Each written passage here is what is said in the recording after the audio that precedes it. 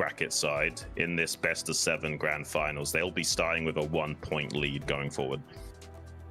Wow, and look at that. Zero and Ghostsphere knocked Ivan and Strudel down to the losers bracket way back in the tournament. What's that? Yeah. The round of, or the second round.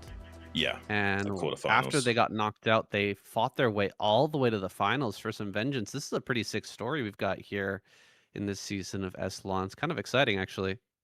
Yeah, honestly, this is super sick. Like, it would be really interesting if Flizz's team was able to be here in the finals. That way he's basically paying out his own prize money. But I think this is even better. Like, these two teams are definitely well deserving of being here. And yeah, this could be a bit of a tale of revenge. Maybe Ivan and Strudel can finally destroy Zero and Ghostsphere. But they will be starting from that 1-game deficit, so it won't be easy. No, it won't be easy. That's for sure.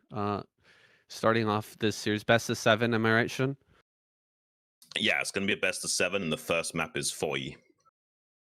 Best of 7, first map is Foy. I don't know any of these maps, guys, but we've been kind of muddling through in the Showmatch series and kind of figuring it out as we go along.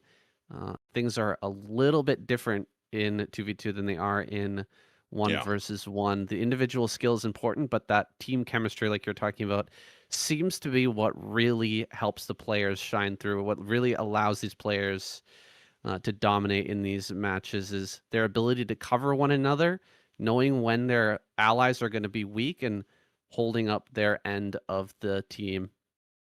Yeah, and what's super interesting, if you guys take a look on your screen right now to the bottom half of the portion, that's the player tier list. And the way this was decided is super cool. Basically, they asked every single player to rank every other player. So it's basically like a median value of where everyone thinks they should be on the ranking list. So that's why you've got players like Scan and Bishop right at the top in the God tier, because everyone knows they're pro gamers. So it's kind of obvious where they should be. Bonif's pretty high up in that tier 1 spot. So is Marwin. He'll be in the show match today. You can see Gambit there in tier 1.5. He's a really well-respected player in the 2v2 scene as well. But players like Sziky actually were kind of unhappy with where they got placed, because Sziky's a really strong 1v1 Hungarian Zerg, but he's not really a 2v2 player. So he actually got placed in 2.5, which, yeah, for someone of his ability, kind of annoyed him a bit. Well, he may end up getting raised up for the next season. Players are going to be estimating his skill a little bit higher in the future if he manages to take this home with his teammate. It's a very cool idea, though, having each player create their own ranking of all of their opponents and teammates, and then placing them all together in one massive list. I wish they would do this for ASL.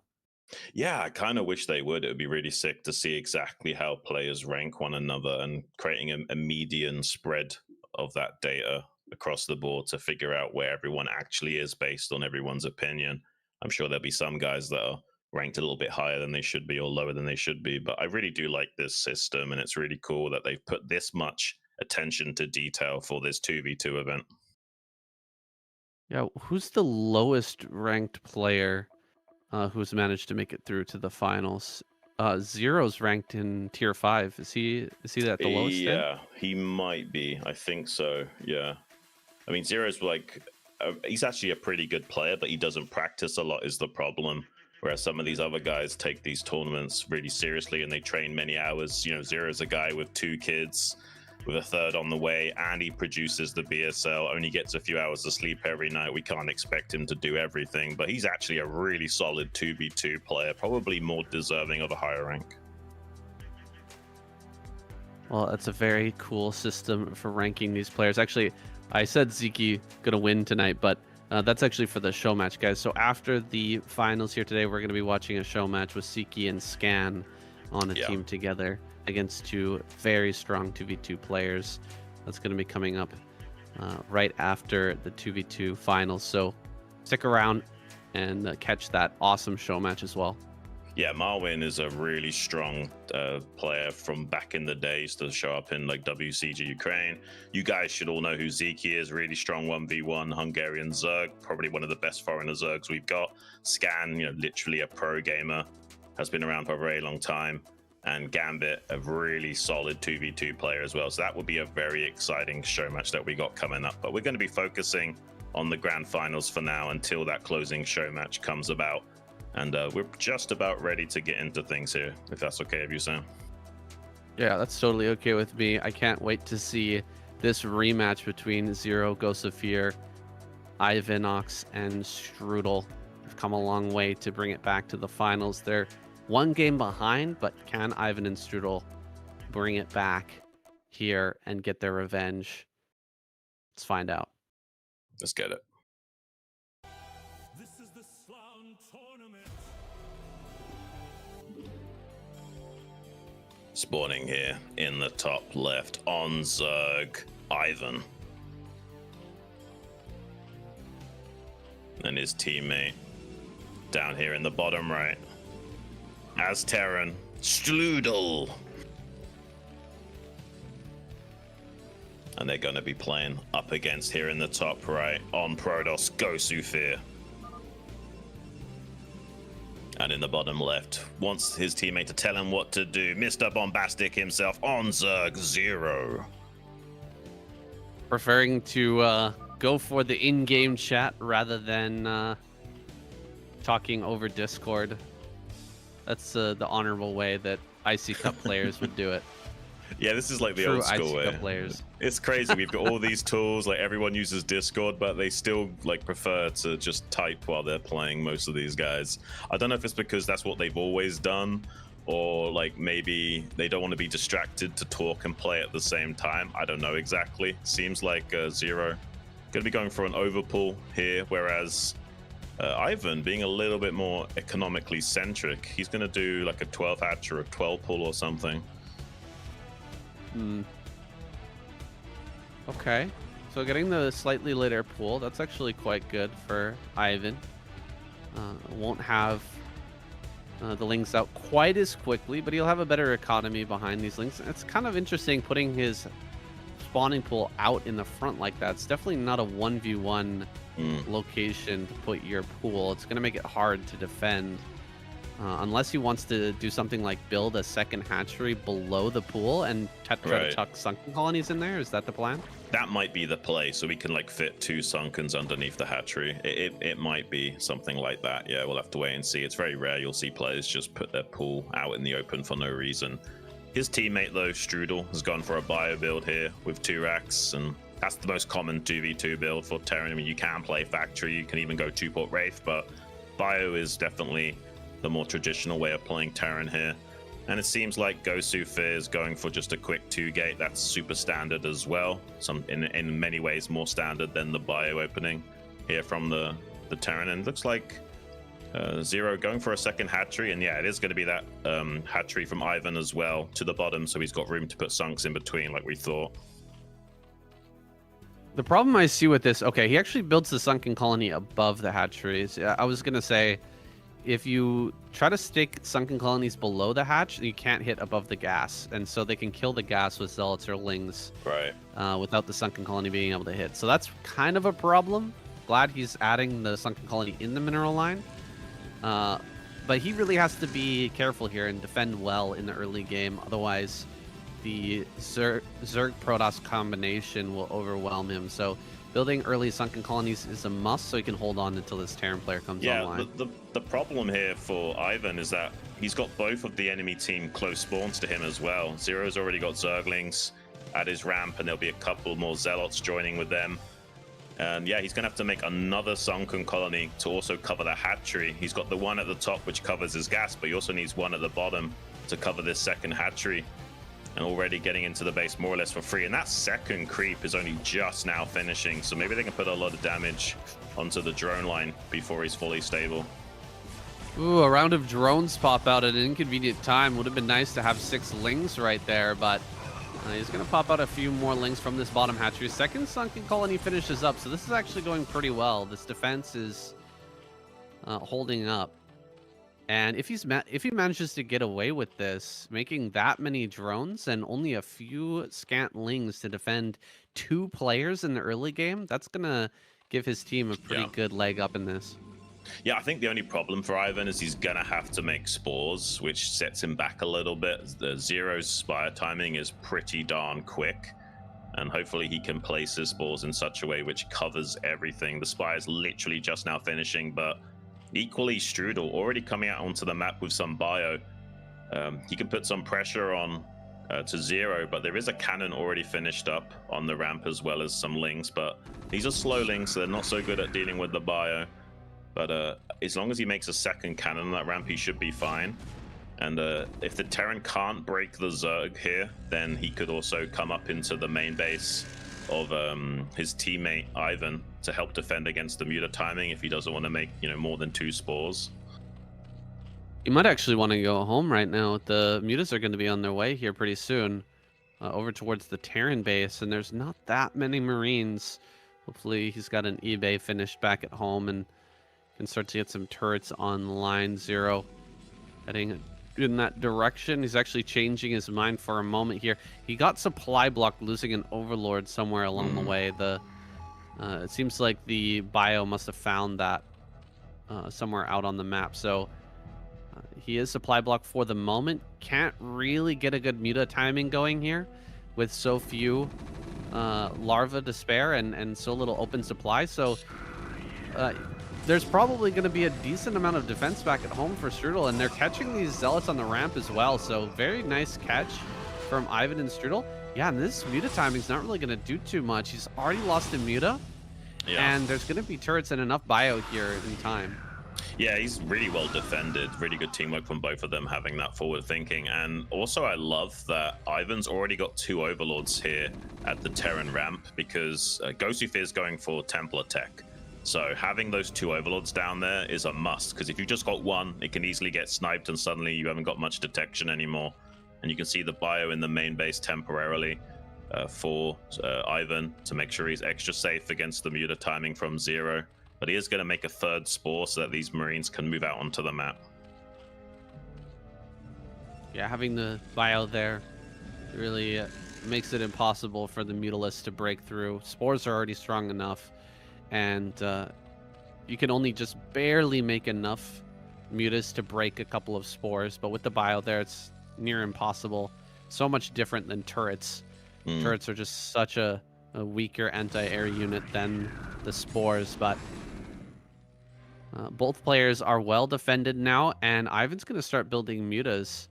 He's got quite a bank of gas here. 900 gas is currently banked up for Ivan. A few drones are going to go down, but Bio's going to come up behind this. Can he actually catch these mutas and get a couple kills? There's one, and that's actually going to make a big difference here as the transition to mutas happens for Ivan. Yeah, this isn't too bad. I mean, Ghostufir is actually eyeing up an expansion timing because Terran's on defense duty, and he's actually going into vessels off of just 2 barracks initially. He's making a 3rd now, but that means he'll have a slightly delayed bio timing to maybe come out here and punish Ghostufir. So he might get away with going for this pretty fast expansion timing, and he'll have some Dark Templars for map control as well temporarily. Protoss versus Zerg tend to come online a lot quicker than Terran Zerg, but the Terran Zerg have stronger mid-game timings.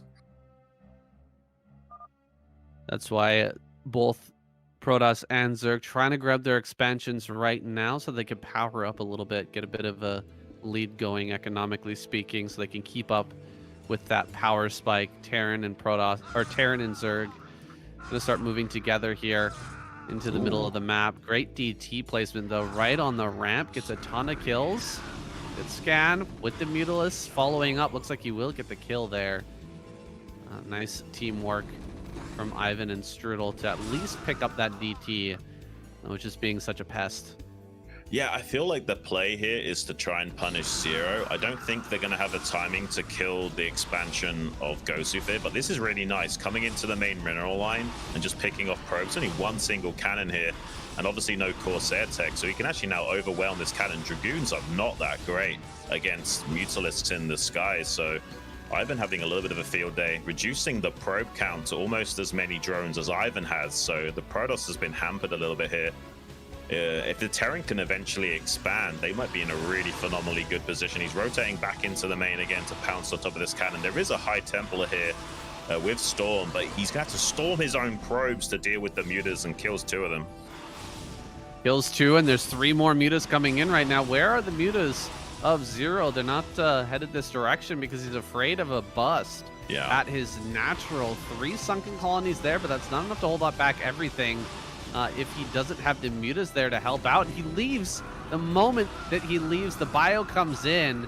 It's going to start to kill off these sunken colonies. 2 of them already dead, and this small group of mutas might not quite be enough. Okay, he sent actually the Scourge across the map to go and try to help out, but these 2 players are being absolutely pulled apart as they try to get their natural bases online. Yeah, honestly, this was super high-level play from Ivan and Strudel. It's exactly what they should have done. Put pressure onto Zero while also killing probes in the main base. Like, they probably couldn't have done a better job at handling what Gosufir and Zero are trying to accomplish right now.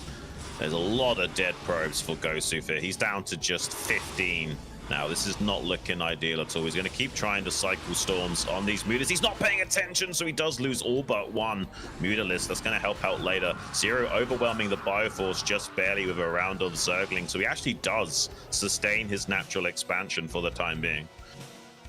If only Gosufir had a couple of cannons done, kind of underestimated the power of the timing of Ivan coming out with that very late Mutalist timing, but a strong one at that. 900 gas banked up, managed to make a ton of mutas to go and punish that main base, and 1 cannon just wasn't quite cutting it.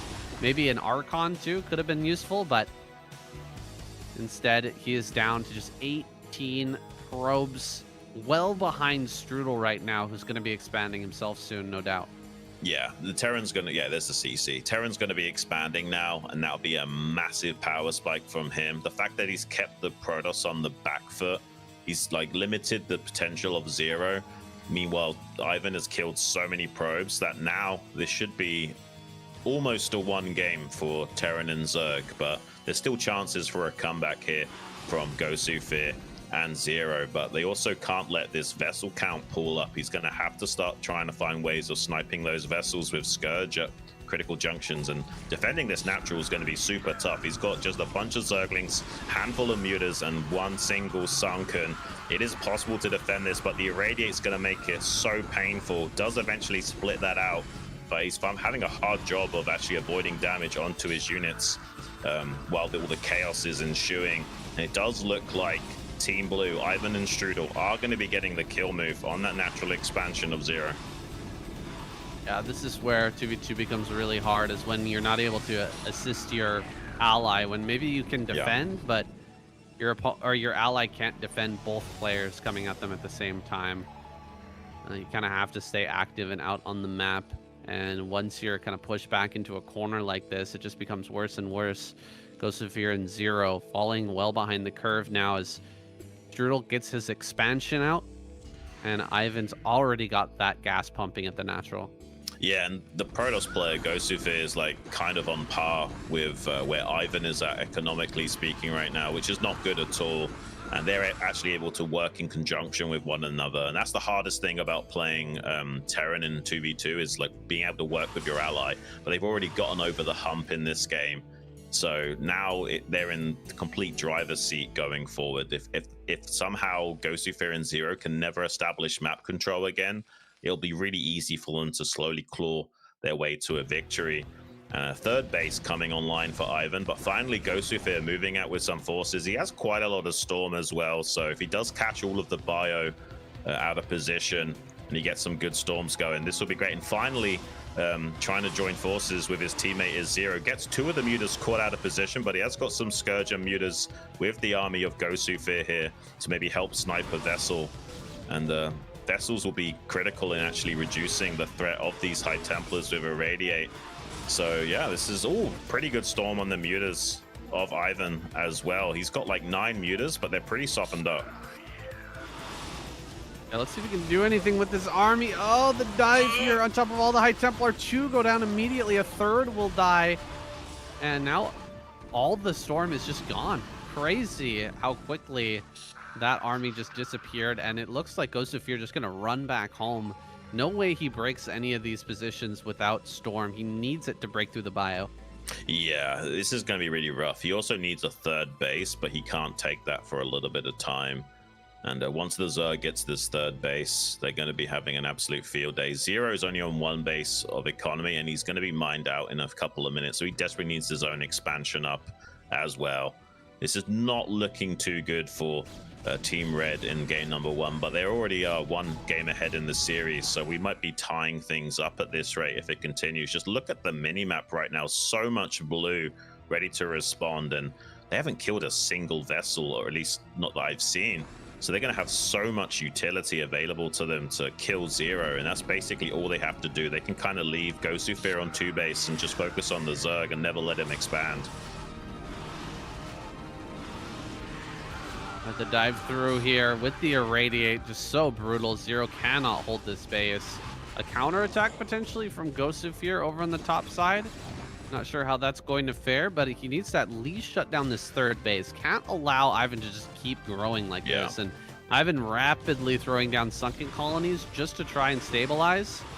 Looks like that might not end up working, but the army is coming back. Maybe he can still save this base. Yeah, he's got some vessels here as well, but it's kind of hard to get the Irradiates onto the High Templar when the Dragoons are in front like that. Bio just surges through the storm to try and target one of those downs. Does kill the High Templar, but it was actually the High Templar with low energy, so there's still a storm available here for Ghostofear. Going to be able to claw through these Bio forces and get the kill on that expansion. There are more forces of Strudel moving out onto the map now, but they're going to be very delayed in actually helping assist the Zerg players. So this is not a bad play at all from Ghostofear. He's kind of keeping his team in the game. Yeah, it's a lot harder to fight that bio, or fight with that bio, when you don't have the mutas to snipe the High Templars, and Ivan wasn't quite there in time to get those all-important snipes. Now the army is moving southward. Can they save Zero's natural? With this army coming down, it's getting pretty big. But look at this, flying through into the main. Ivan not going to give Zero a chance to come back in this game. Going to kill a lot of his economy here, even as Ghostofear goes to work with that army out in front. Yeah, he's got a lot of banked up minerals, has Zero, so he can still eventually expand, but this hurts him a lot. He's down to now 6 drones, and will get his Spire sniped as well. He's not going to be able to really help out his teammate do much of anything for a long time. Ghostofear desperately trying to get a third base online as quickly as possible, and has rotated around his forces towards the Zerg's natural now. A lot of Zerglings still helping out here from Zero. Good Irradiate onto that High Templar, but the vessel dies for it. There is a bunker here to assist, as well as some depots to buy a little bit of time for some Sunkens to finish up morphing. I'm not sure if they've got enough to break the Zerg here, but maybe they just barely do. These Lings are going to tank a lot of these tentacles from the Sunkens as the Dragoons start ripping through this defensive line. And it looks like they might just barely start to break through, but I'm not sure if they've got enough units to kill all of the units that will be streaming out from the hatcheries, as well as the Terran coming from behind. So it's actually going to back out. There's not quite enough meat on the bone here. It's called. Zero taps out. Ghostofear will leave the game as well, I guess. Really no opportunity. He's kind of sticking it out here, but you know that it's over. Can't really hang versus 2 players, not from a position like this. No, this is definitely GG from him. He's maybe being a little bit stubborn, staying in the game for a few moments longer, maybe tiring out his enemies for the rest of the series. They're not going to be down a game at least. This is just going to even things up, 1 game apiece. I guess he can maybe get some good storms on the bio, but good splitting from Strudel. He's doing a great job of mitigating losses to that splash damage pretty much all game long. And only like 5 or 6 Marines are dying at max to any one given storm, and he's able to easily run these positions. But this is essentially a 1 game now for Ivan and Strudel. I don't think Ghostofear can hold on here for much longer. I guess Ghostofear, by hanging on for a little bit longer, makes his opponents think twice about his power level. But yeah, it is, like you said, a pretty much one game, and I'm sure that once this army dies, we're going to see Ghost Zufir tap out. Bit of a fantasy timing there on the tap out, but it is what it is. That's his right to stick in the game for as long as he likes. And Yes. first game goes to Ivan and Strul, evening out the series now. That was a bit of a formality there. It's kind of a fresh best of 5 now. Yeah. Now I kind of like that this is the way it's gone, because now both teams are going to be evened out. And next map gonna be Gaia, guys. Let's jump right on into it.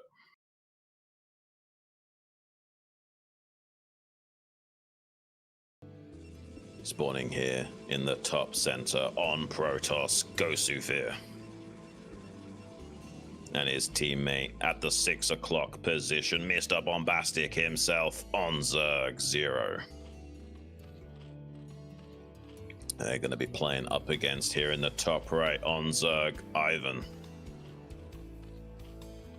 And down here in the bottom left, his teammate on Terran, Strudel.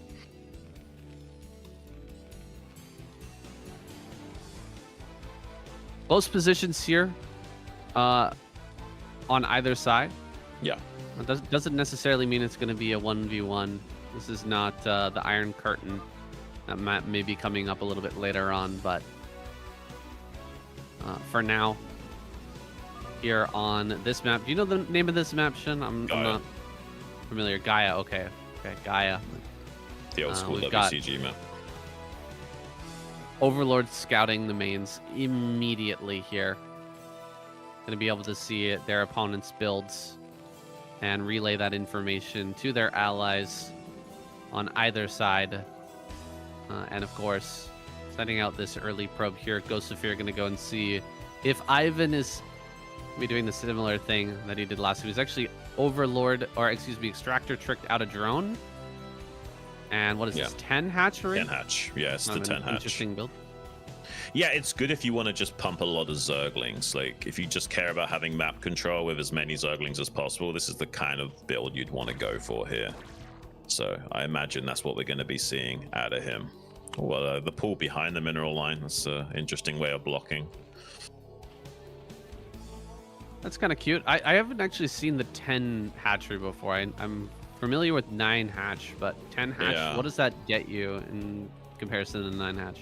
It's just like an ever so slightly economic centric version of a 9 hatch. It's not a lot different. It basically accomplishes the same things, but maybe has more chances to transition the longer the game goes on. But if in ZVZ terms, they're both considered all-in Zergling builds, but in 2v2, obviously, that's a bit more dynamic because you're going to be wanting a lot of Zerglings anyway in a lot of 2v2 situations. Right. He could also go for a more sunken colony-based defense again and just focus on drone production, because I know with that extra hatchery coming out so quickly, you can really build up to a high drone count. That's what we kind of saw last game. Him focusing less on lings and more on drones to hit that really strong Mutalisk timing a little bit later.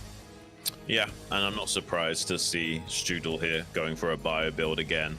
If it's not broke, don't fix it. And they're going to be going for more or less the same style this time around. And 2-gate from Gosufir as well. Super standard stuff from him.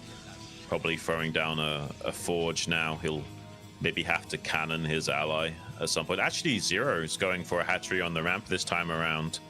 So a little bit less safe, but he is going to be getting those cannons on the ramp to help it out.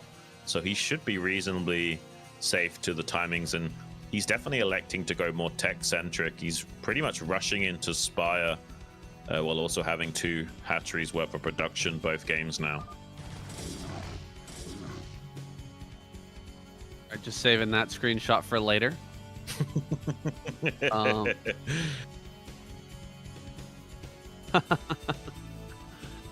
all right.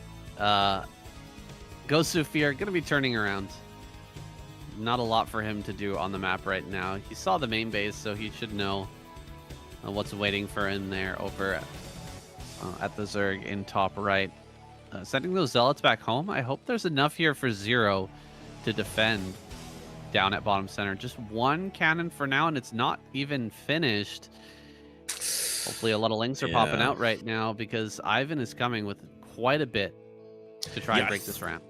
I think he'll just barely be safe, but he might have to drone drill the ramp. I don't see any drones coming to help out, actually. This is going to be a problem because these links can run by the cannon if they want to, or just jump on it, actually. It's not a bad idea as well. They're going to get the kill on this ever so slightly and open up this position for later. There's a bit of a counterattack, though, in the top right here with Zealots. Going to be trying to get on top of Ivan. There's one sunken in the mineral line, but he could kill the macro hatchery or just block the ramp here. Yeah, the problem with killing the cannon is that now there's no defense against the bio. The cannons are really there for the bio. Like, sunken colonies are nice, but cannons are just that much better two-shotting those bio, those Marines down so darn quickly. And the entire plan here kind of falls apart if the cannon's not done in time. It does manage to finish, though. This is a good links around to just buy a little bit of time because now the cannon just stops everything. You can't really run up this ramp with Lings standing here and hope to gun down the cannon in time. Yeah, it's kind of a nice play to intercept the Marines and reduce their count ever so slightly. Oh, actually, Ivan breaking out of the contain on the ramp here. We'll get onto the map with some Zerglings, maybe thinking about putting on some pressure to the Zerg, but this isn't a bad defense. They've got quite a lot of backline cannons, but he's going to cancel one of those to optimize his defenses, but there's not really any room to make additional cannons up there. It's kind of now on to Zero to have to defend with Sunkens from this point onwards. A couple of meters coming to help out these Zealots on the ramp so they can trade as effectively as possible. And even though they will eventually die in this game, they have traded off a lot of the Lings from Ivan here, and the muta's going to be able to kill maybe a drone before these spores finish up. Well, it actually looks like the drones will be saved. Zero making a tough choice there to try and help out the Zealot so that it could make it into the main base and help them fight the spores. But the spores were not quite done yet, and there was opportunities there for a little bit of damage. Unfortunately, he's not going to find that. Now, flying these mutas back across the map and kind of gathering his forces. Where is Strudel headed next with this big bio ball? And it looks like he's heading back down towards Zero's base, at least to make sure that he doesn't expand here too soon. Yeah, and the ramp is not that well defended as well. They might be tempted to try and bust that. Maybe not right this second, but later on. Zero's going to have to make one or two more Sunkens at the top of that just because of how poor the coverage has been. There's a Sunken and a cannon down here towards the south end of that ramp, but it's not really effective enough to stop a full-on bio play. So at least one more Sunken will have to be made to defend this. More mutas are being popped out. He's got 5 across the map to put on some pressure onto Ivan. Maybe he can come in here and snipe a drone even while taking some damage from that spore. And he can also intercept the Lings that are coming out of the hatchery and stop them from reinforcing. But already the bio and the Lings pushing the ramp now. This isn't the most well-defended ramp of all time, so they actually probably can get up here and at least kill this one Sunken and cannon on the top side. Some mutas coming in to help out. Can they go all the way and kill this other Sunken? Luckily, the mutas are coming back just in the nick of time to defend this.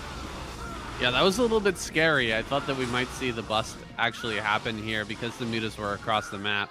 There's really no damage to be had on Ivan right now with his spores back at home. So was a little bit of a scary moment there. Zero coming across the map, finding out that he can't do anything, and then having to run all the way back to barely save himself.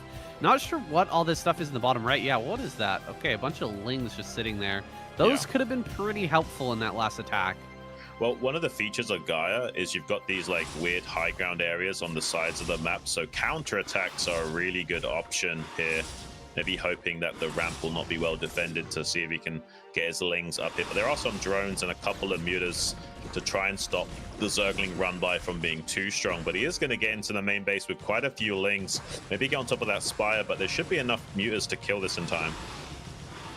Yeah, mutas should just barely save this. And back at home, Ivan is taking a ton of damage. These Zealots are ravaging that main base. Nice job with the DT there, but does get taken out with the scan. Stopping these spores from being remade right now, killing off so many drones. I think that Ivan is just dead. He might just be dead. Yeah, I think the Terran can't even get over here to help him. It's one of the features of like these close spawns. Like because his teammate is cross map, it's really tough for the Zerg and the Terran to join forces and help one another. So the Terran's instead going to see if he can punish Gosu for his expansion. There's 2 cannons finished with a 3rd on the way. He has got Storm, so just 1 good Storm could be all that is needed to save this. He's going to dive past the Zealots and get a snipe on the High Templar, and then go back to trading with the Zealots. He might actually be able to barely overrun this position, but that's a pretty monstrously good Storm. Just 3 Marines remaining after the fact. Luckily, the Mutalisks of Zero showing up to save the day to make sure this expansion can stay online. Yeah, that was kind of the Hail Mary play there from Strudel, going for the attack and trying to kill that base, just at least deny a little bit of expansion from Gosufir, that there's maybe a hope for him to come back in this game. But with his ally dead and unable to stop that base, I don't see much of a hope left for our Terran player. Maybe missing the fact that his ally was going to be a bit vulnerable in that moment. Could have sent some bio over there to maybe help out, but instead they wanted to try and bust Zero early, and GG has to be called. It didn't end up working there, but it was a nice attempt. Yeah, it was a nice attempt. I definitely think these 2 teams have the best chemistry out of all the teams that we've seen, but it does seem like Zero and Gosufir ever slightly getting the better end of the stick in that trade, and they pretty much all went for the same game plan as they did in game number 1. Just the execution was a lot better from Zero and Gosufir, and they kind of defended the ramp with hardly anything. Ivan and Strudel were so desperate to break Zero's ramp and were unsuccessful in doing so, and the only backup plan from that was sniping the Spire to stop Zero having map presence with mutas, and they weren't even successful at that. And because Ivan was essentially all in with Ling map control and was unsuccessful in establishing map control, there's just not a whole lot in it for them going forward. So I understand why they just quickly tapped out as soon as Ivan was dead. Really well played from Zero and Gosufir, man. Yeah, it's hard to coordinate attacks like that. Try to ram Lings and Marines up a ramp, but you really got to let the Lings go first. Let them all get up there to get their melee damage going, and then allow the Marines to kind of follow up and try to break through. They're especially important for when the Mutalisks come back, right? The Lings can all be dead, but as long as the Mutalisks, or as long as the Marines are there to fight the Mutas, then the bus can still keep going. It was a nice attempt again, but Zero and Gosufir take the lead, and now it's time for game number 3. Let's get it. Spawning here on the top left on Zerg, Mr. Bombastic himself, Zero. And his teammate up here in the top right on Protoss, Gosufir. Down on the southern hemisphere on the map in the bottom right on Zerg, Ivan. And his teammate in the bottom left on Terran, Strudel. So we got a top versus bottom situation. Nice. It's always good when it works out like that. Makes casting a lot easier. Yeah. Makes it a little less complicated as well for the players, I'm sure. Right. I didn't actually see the map right away, but I think this is Anaconda, just based on what I can see. This is basically like the big brother to Python. It's a lot more symmetrical, and I think a lot more balanced for 2v2 play. You've also got these like kind of semi-island bases at the 3 o'clock and 9 o'clock with some temples blocking. Kind of interesting play. And yeah, let's see what these players want to go for this time around build order-wise. We got a pretty quick pull here from Ivan. He's actually mixing it up this time around. He hasn't done this before. Whereas Zero's slightly more reserved with an overpull, I think. So yeah, a bit more aggression now from Team Blue. They're gonna mix it up here. This can be a difficult build to pull off when your ally is Terran. You have to be pretty reserved with your Lings. You can't be losing any of them, because adding on sunken colonies, it just bites into your economy so much that, you know, just even just one sunken colony or one extra sunken colony is nearly Right. unaffordable. You're just going to fall so far behind the other Zerg's Mutalisk timing. It's going to be Yeah. pretty rough. So he's got to walk a pretty fine line here, and Ghostafir, seeing what Ivan is up to, might want to put on additional pressure in this game. Yeah, that's one of the things I forgot to mention. One of the reasons why you'd want to go for a 10 hatch instead of a 9 hatch is so that you've got just a little bit extra to make a sunken as well as mass lings, so you can kind of be defensive and aggressive at the same time. Whereas with 9 hatch, you can flood lings, but making a sunken really cripples your economy, and like making spores is almost an impossible feature afterwards. So you kind of have to 10 hatch to optimize for the sunken and the spores later on. I see, I see. Looks like Ivan going for the 9 pool, but only optimizing for ling speed and then pulling off of gas. So Yeah. this is a ling-centric play from him once again. It's just a little bit of a different style, but pretty much the same sort of idea as last game. Yeah, Ghostafir is saying care rights. I think he means Wraiths. Maybe he's wondering about a possible 2-port Wraith play here from Strudel, when he has kept 3 on gas. So this probably is going to be a 2-port Wraith build, and indeed it is. Ghostafir already identifying that possibility before it comes to pass. So they're going to potentially be quite well prepared for that. That's interesting. Yeah, just completely deciphering this build. Zero and Ghostafir have decided to go after Ivan here, try to kill the Zerg player early on, but they have no idea that a bunch of lings were hidden here for a counterattack. This is a sick move. Very ZVZ-esque here from Ivan to pull off this counterattack, try to get as many drone kills as he can, but will he be able to hold on and live back at home with all his lings over here? Yeah, let's see. I mean, he has forced the turnaround from Zero. He's targeting down the Spire. I don't think he gets the kill on that, but he has taken a lot of HP damage on that Spire, so it'll be susceptible to being busted later on with another follow-on run by. The Protoss player, Ghostafir, desperately wants to contain the Zerg in the bottom right. If you can get those 3 Zealots on the ramp, this early aggression will be quelled quite effectively. Zero's been slowed down in his production ever so slightly without being able to mine for a little bit of time, and they're actually just gonna see if they can get inside the main base of the Zerg in the bottom right, but he's already got 3 sunken, so I doubt they're gonna break him here. I think they're gonna back as soon as they see how many sunkers there are. I think this is a mistake to try and commit to this. He's already lost a lot of HP on these Zealots as a result. Yeah, this is the exact right number of sunken colonies to have at this moment, and really well placed sunken colonies at that. Hard to get on top of everything without the drones bugging out your units. And Zero now has Mutalisk on the field, but Mass Wraith is coming here. Strudel is gonna be tested in his micro ability with these Wraiths. If he can keep them alive and get some damage going, And could be a very strong play. Ghostafir kind of forced to go 3-gate Goon here because of the Wraiths, but it also means there'll be very little detection for when the Cloak is online.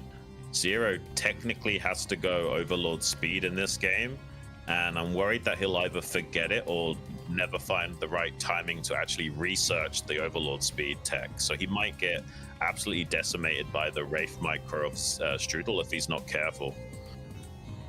Yeah, he's out here on the map right now, and here comes the Wraiths coming in for a kill on this Overlord. Where are the rest of the Overlords? Just one here in the main base.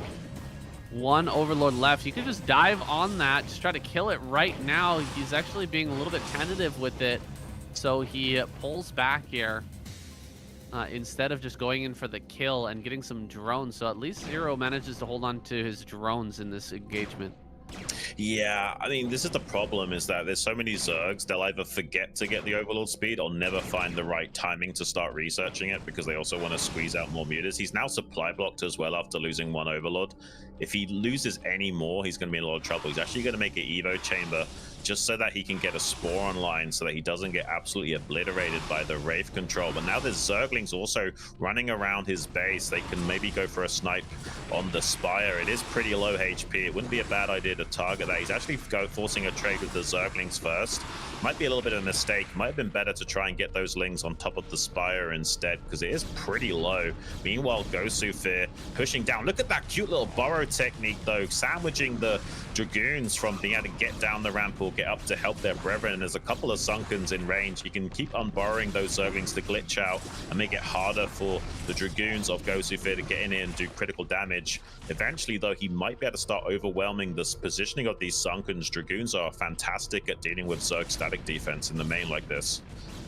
Yeah, you're going to need some help from your ally to try and stave off an attack like this. Just pure Ling production off of 2 hatcheries is not quite going to cut it unless there's a big mistake.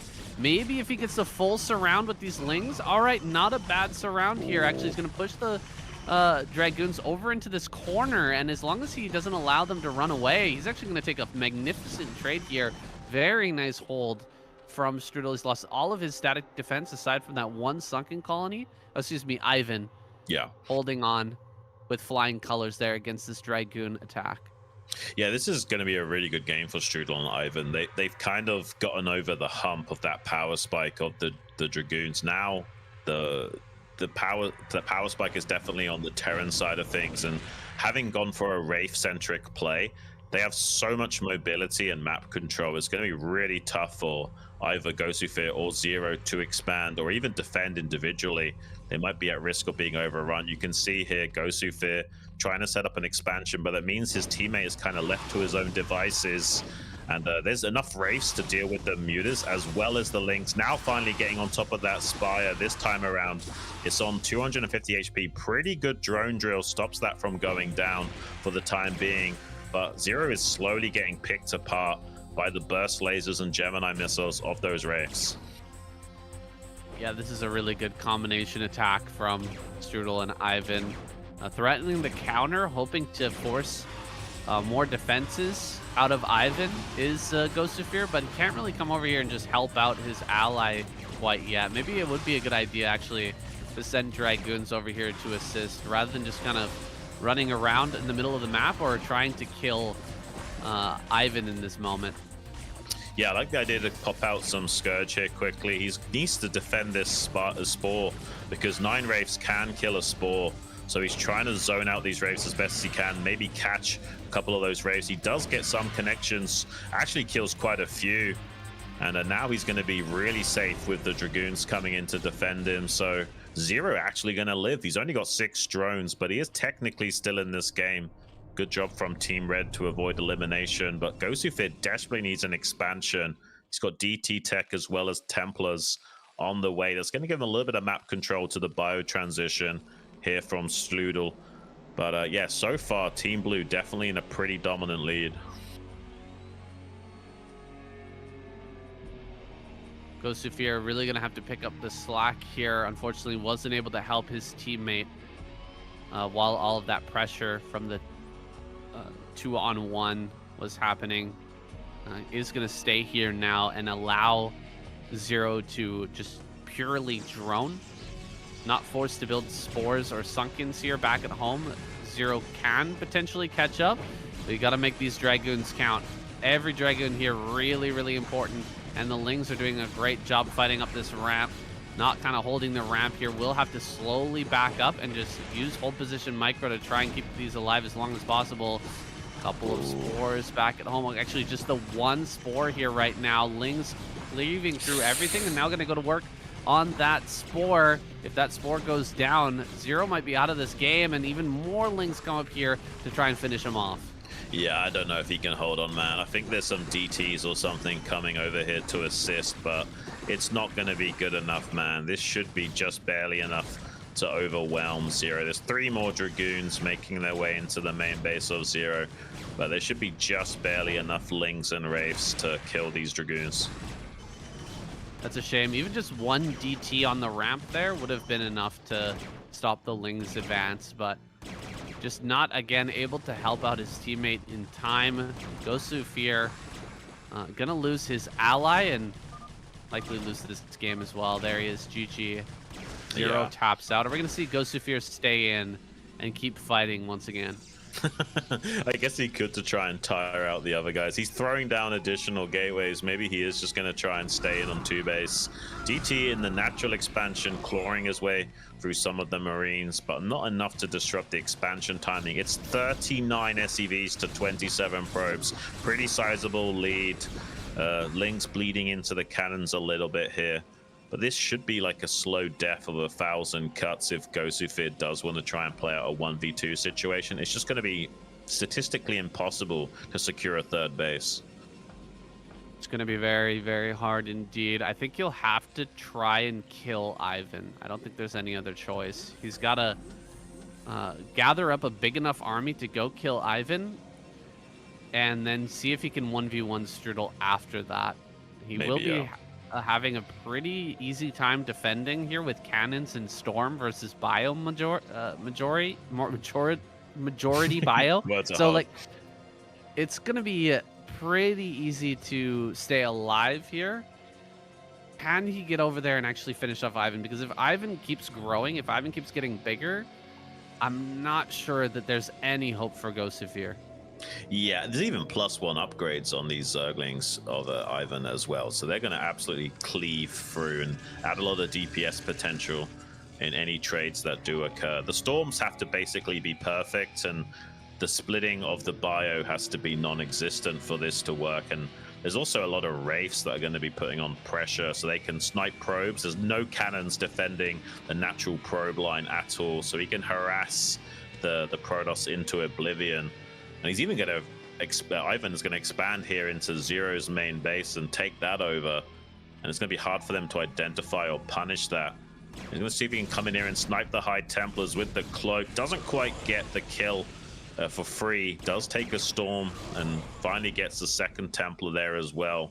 But any storm mitigation is going to be huge in this game. He is basically going to sacrifice all of these Wraiths to try and siphon off as much of the splash damage potential as he can.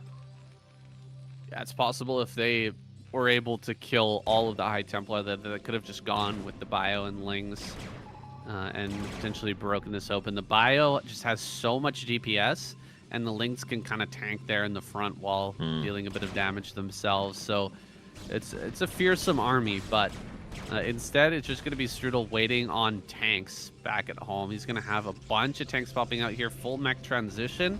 When you're against just a Protoss player, makes sense to switch over to mech now. Yeah, I mean, in some situations it's pretty risky to switch into tanks in a 2v2 situation, but in a 2v1 situation where you've already got total map control and you're actually ahead in economy to the Protoss, it's like nearly 60 SEVs to 30. He's almost doubling the economy while taking a 3rd base soon. Finally, Ghostufir going to be pushing out onto the map though. And this isn't necessarily a bad idea, because if he catches the Terran before he can get set up and entrenched with those tanks, maybe there's a chance of out trading. And the Terran is in the point of transition. Like, he's not fully underway with all those mech units just yet. He's got quite a few tanks back at home, but he's not fully set up. Maybe Ghostufir can get down here and punish one of these players before they can get fully set up. But I mean, this tank's on the high ground. I'm not so sure he'll be able to break the Terran. Might be a better idea to try and break Ivan, but Ivan's also got multiple Sunkens on the ramp. Whoever Ghostufir does decide to attack, he's going to lose the majority of his forces for it. Yeah, I thought that he would go for Ivan, but Ivan, I mean, he's already preemptively split off some of his economy and sent it to top left. So even if that base dies now in bottom right, he can just kind of rebuild some of his tech, and he's in like a kind of a secret spot there over in top left. You're not going to be expecting that. Expansion coming up here in the bottom at the 6 o'clock. Is that a island base? I think maybe it is. Yeah, the 6 o'clock and the 12 o'clock are both islands. Yeah. So that's pretty sick. A 3rd base already coming online here for Strudel, just really securing this win. Gonna come in and try to kill Ivan now. I think this is the right choice from the beginning. Just go for the Zerg player and try to make this a one-on-one, but it's gonna be hard to get up this ramp like you were saying. Yeah, I mean, he's actually blocked out his own drones from drilling by making that Evo there, but it's still like so hard to break. Like 5 Sunkens on a tight little choke. Like he'll lose so many forces to do so. And as we know, the casters, that it won't even kill him. He's got the top left, so it's not going to end up working out for Gosufir, no matter who he chooses to attack, I don't think. And with the Terran getting this island base up for his third, he's going to be exploding in his production capability. Like Gosufir kind of has to go now, but there's lots of bunkers, lots of tanks on the high ground, and vultures to help screen against the zealots as well. Storm coming down onto some of those tanks on the high ground. I just don't see how he's going to break through all of these Terran forces. He's going to have to back out. Yeah, this is about the best possible setup you could ask for as a Terran player. Bunker, tanks on the high ground, you know, vultures and mines at the bottom. It just doesn't really get better than that, and Gosufir kind of rams it in. Now he's got far less army. He's a full 50 supply behind Strudel, plus he's got Ivan to deal with. I think we're going to be seeing a tap out here pretty soon. He's actually making Stargates. I'm not sure if he's planning on going carriers or if he wants to go double arbiter. He has got quite a lot of gas banked up. He desperately needs a third. It's so funny that he's taking this natural right under the nose of the Zerg. I imagine the Zerg's going to spot that very soon. I don't know how he's going to defend this third base. I think he's already seen it. Defend it. I mean, he's building all these sunken colonies up here on the high ground to make sure that Gosufir can't actually attack this base. Another base over at top center. I guess he's got drop as well. And Strudel and Ivan are taking their time getting set up for this next, or for this game, for the long haul here. But I just don't see Gosu staying in it much longer. Yeah, I mean, it's a valiant attempt from him, but he's going to get absolutely bled dry in this game. And the vultures are going to start sniping High Templars as well. This is super painful. Like, he needs to trade at such a high efficiency rating to win this game, and he's just not able to do that. Like, Strudel is doing a great job of whittling him down, while also Ivan sandbags him from being able to do any damage to him as well. The Terran, finally he taps out. And we're going to be going to now a bit of an interesting situation where I think Ivan and Strudel are starting to look like the better team, but that could change very quickly. Like, I think Gosufir and Zero still able to turn this all around, but that game looked very convincing from Strudel and Ivan. Yeah, for sure. I think these two are capable of working together a bit better as a team, but in that game, definitely the synergy between Ivan and Strudel looking stronger. Just needs to be a little bit more defensive when you're playing that Zerg Protoss, like getting up on that high ground and giving your Zerg ally a couple of cannons, kind of helping them out, or during the transition moment when they're trying to get into Mutalisk, giving them a little bit of air support, or a little bit of anti-air support, excuse me, in terms of those Dragoons or what have you, will really help out. Just a couple of Zealots on the ramp can make all the difference in a game like this, Sean. Yeah, no, it really can. Well, let's jump into our next game. This next map coming up, gonna be all or nothing.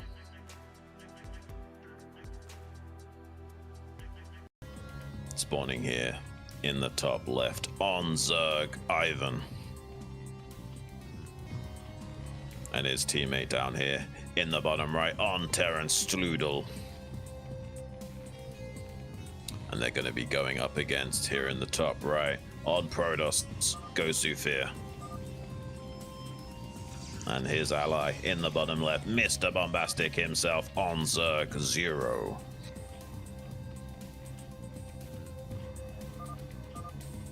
All right, let's see who's going to 9-pool. Who's going to play a little bit more defensive. Well, seems like Gosufir and Zero wanting to go 9-pool, expecting Ivan to 12 hatch. There's an interesting feature on this map where you've got a gas underneath a temple. So there's actually a second gas you can mine here in the main base. There's also 2 semi-islands at the 9 o'clock and 3 o'clock with temples to block them as well. So this is a pretty interesting map. Now, this is a very cool map. Definitely has some interesting features. I'm not sure if those are stacked temples or not, but you No, can definitely they're not stacked. I don't open think. up just this. Okay, you can open up a single temple. You can open up the whole thing. That changes the dynamic of that base. Or you can just keep it as an island. So Ivan not going for that 12 hatchery like these guys were thinking. Instead, going to be throwing down, what was that, a 12 pool? Yeah. And Imagine he's keeping it a bit gonna more make. economic. Imagine he's going to make the hatchery a couple of tiles to the right, so he's got a space in between the two hatcheries for some sunkens and spores later. It's a good move. Second racks here coming up for Strudel. They're just sticking to their guns, man. Exactly the same as what they've been doing so far here. Just having Ivan be a bit more of a tank, just soaking up attacks from Ghost of Fear and Zero while teching in a little bit later. And even two sunken colonies coming down here for Ivan. So Yeah. he's just going to have pure ground defense here, just trying to survive until his ally comes online. Well, when it's close spawns like this, you know the Protoss hasn't got a long distance as well as the Zerglings, so they can put so much pressure on with Ling Zealot right away. You kind of need to have fast double sunken to be super safe. They try and come in here and put a little bit of pressure onto the drones, force a little bit of a lost mining time, but there's going to be no chance of breaking this for quite some time. Really good response from Ivan. And he will have to build another sunken colony to defend the gas. Let's see if Gosu and Zero actually pick up on that and potentially punish that gas geyser here, because they definitely can. Looks like for now, just going to block the ramp. Missing out on a bit of an opportunity there to deny the gas for a bit. Yeah, I think that would be the play, is to try and get a snipe on that gas and just never letting Ivan to tech up that quickly. And then if he hasn't got link speed, it's much harder for him to come out onto the map and assist his ally. They're just going to be relegated to blocking the ramp and letting him get that gas regardless. It's not necessarily the worst play. It's a bit simpler because then the Protoss doesn't have to keep reinforcing that position. Eventually there will be enough links to gobble up those zealots if he was to try and break it. But I would like to see them be a bit more aggressive and try and snipe that gas. Finally, a second hatchery from Zero while teching up straight into lair. But yeah, we know that Zero is a more Muta-centric kind of guy, so we're not surprised to see him rush into Mutas pretty much every single game here. I'm kind of a fan of this play from Ivan. Having these two sunken colonies allows him to get rid of that gas, or that gas blocking temple pretty quickly and easily, and now can get this second gas online and try to power up, get a little bit more gas, a little bit of a gas lead over Zero. Actually, he's not taking that here, which is a little bit surprising. Hasn't taken that gas yet, despite having so many drones. Instead, opting to just go for very fast spore colonies to make sure he doesn't take any damage to these mutas that are upcoming. Yeah, I'm okay with him not taking the gas just yet. He does need a lot of minerals to be invested in those spores, so it'll be a long time before he can ever spend that gas anyway. The Terran going bio will be able to come here and get a tactical snipe on all of these zealots blocking the ramp. So while it was nice they kept the Zerg contained temporarily, now that's going to kind of force their hand to start trading off Zerglings before the bio clears them out. And there's not really going to be an easy fight from this point onwards for Gosu, Fear, and Zero. These bio will help out defend against the Muta timing of Zero, so it doesn't matter that the spores are kind of isolated on either side of his base. That would actually be quite weak to Mutas if he just had his own spores to defend. So it's kind of cool that he's got the bio units in that corner of the map temporarily, just in case Zero was to try and run it down with the Mutas.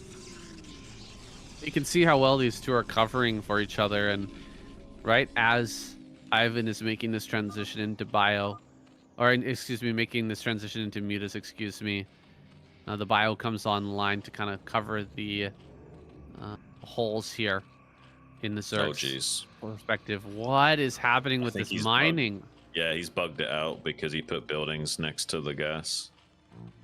Oh yeah, my he's bugged out god. The pathing because of placing, because he tried to sim city it, it won't work.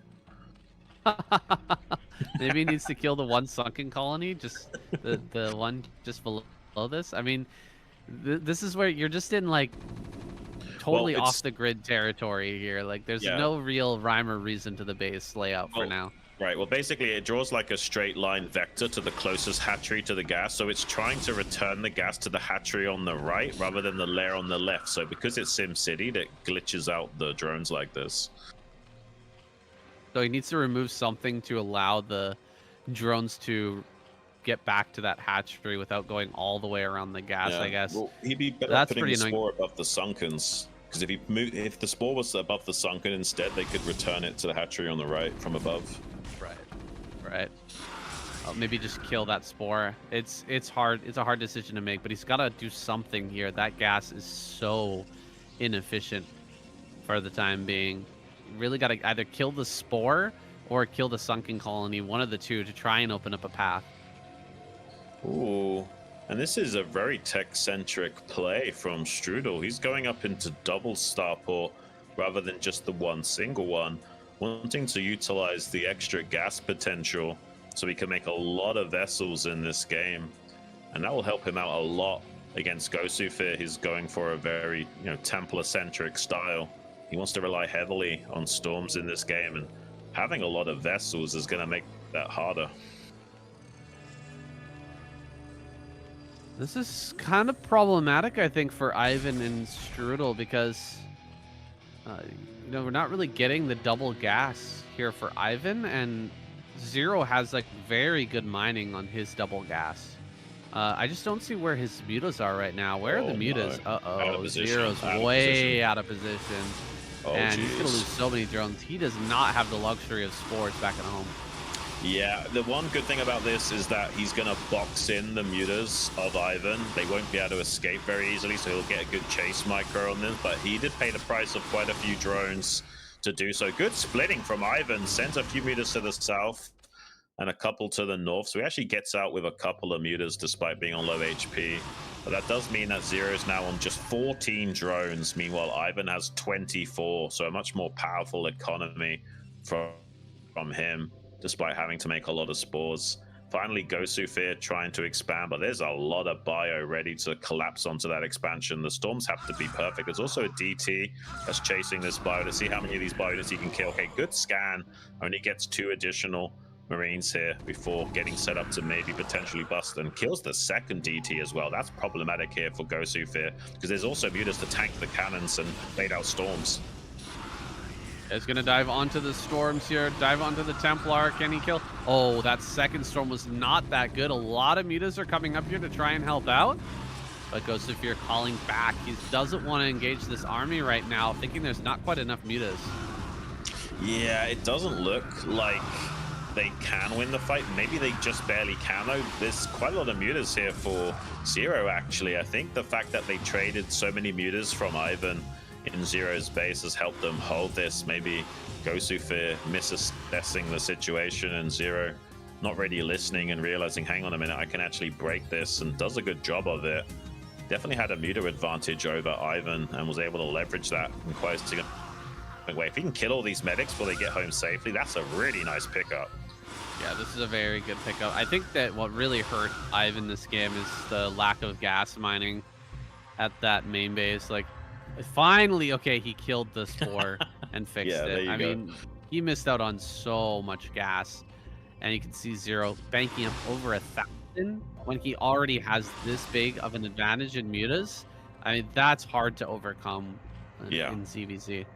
Well, Strudel does have double starport, so eventually the irradiates will start to change things. He's got 4 vessels already, so maybe there's a way they can re-establish some map control. But he's going to have to keep chaining irradiates and trying to get the muta on the bottom of the stack. Zero's going to try and outmuscle Ivan up here in the bottom left. He knows he's got a superior air force. I mean, Ivan's done a pretty good job. He had 9 mutas, now 8. He's got enough to kind of fight back against Zero here, but he's still relying pretty predominantly on his spores to keep him alive. Yeah, unfortunately, Ivan trying to use his overlord that's right inside his own base to control these mutalists. Vessels are coming, and mutas are just going for some harassment over at the Protoss base. Vessels are being tracked down. Can he actually get some kills on a few of these? No, the Marines come in just in the nick of time. Mutas heading northward to try and catch the Mutas of Ivan, but neither are able to connect with each other. And these two blue players kind of closing in on this base from Gosufir. Are they able to get in here and break the High Templar plus Cannon army before Ivan can really come on, or before Zero can really come up here and help? Yeah, I'm not so sure they can. I mean, he's got a lot of vessels, but he's not yet been able to get some good irradiates onto the Templar. So Gosufir will be able to come out onto the map. Oh, he finally does get a couple of good irradiates. That's really badly needed. And there's almost enough mutas for Ivan to start fighting him back, but needs to fly to the safety of the vessels. If he chains the irradiates now onto these mutas while chase microing the mutas, that's a big problem for Zero now. He's lost his air superiority completely, and he's trying to expand at the same time. I don't know how he's going to hold on to that expansion now. Gosufir kind of has to counterattack and put some pressure on. The Scourge get the vessels, that'll be huge. Does get one, can't get the second. I think that's a pretty dead expansion. Gosufir kind of has to counterattack, but there's not enough anti-air to deal with the mutas of Ivan now. Yeah, this is quite the back and forth right now. This base is denied, but at the same time, Ivan not able to get his expansion, and Strudel will be floating back up onto the high ground as well. So I know things have gone a little bit awry here for Zero and Gosufir, but at least they're one base ahead overall. Yeah, the Terran's just about to expand, but Gosufir's counterattack delaying that ever so slightly. They're going to be in a bad way if that Terran player's not impeded. But this is a nice counterattack here from Ivan, getting quite a few drone kills. Zero going to catch him on the exit, but he is running into quite a few irradiates. That's a lot of damage onto his mutas right now. Does split out the irradiated muta, but then another follow-up irradiate capitalizing on that. There's just barely enough mutas here for Zero to keep the Zerg at bay, and some Scourge have been made as well to keep him alive in the main base for the time being. Gosufir fighting his way across the map as well. If they can somehow join forces together and start fighting as a team, they have a shot in this. But for the time being, Gosufir going to try and get a counterattack on Ivan's main base. There's pretty much only a few Sunkens here and loads of spores. So if this ground army gets into the main base, that'll be huge. There's even a Dark Archon with this army, so we can start feedbacking vessels, or maybe even getting a Maelstrom combo onto the mutas of Ivan, who's trying to see if he can break up this ramp. Another Irradiate coming out onto the mutalisks here of Zero, and a follow-up Irradiate as well, really softening up the air power that Zero has. And with these 4 cannons, it seems like he'll just barely defend. And Gosufir coming in from behind to pincer this army. Pretty good storms coming out to that bio. Beautiful storms actually clears out pretty much all of that bioforce. And now Team Red can actually start working together as a team and come out on the map in a big way. Yeah, I don't think that Zero can counterattack right now, but maybe he can get an expansion online. Meanwhile, Strudel has just landed his CC and is starting to mine that as well. Continuing with this bio play. Should be adding on even more racks here shortly, and gonna keep going with this SK Terran style. Does have a hard time against this amount of storm though, and the combination attack right now is pretty scary, pretty fearsome. Nice EMP, there we go. Really utilizing that extra gas in the main with all these vessels. Getting EMP is a great choice. Yeah, he kind of has to do something to mitigate the gas advantage of the Protoss as well. He's going to make so many Dragoons, so many Templars, and the Dark Archon as well. One good EMP can be enough to turn the tide. Does do a pretty good job of dodging that first storm. Snipes the High Templar. This is a pretty big army, though, from Team Red. Zero and Gosufir actually trading really well right now. Maybe they can put a lot of pressure onto Strudel finally. Killing all these medics is great.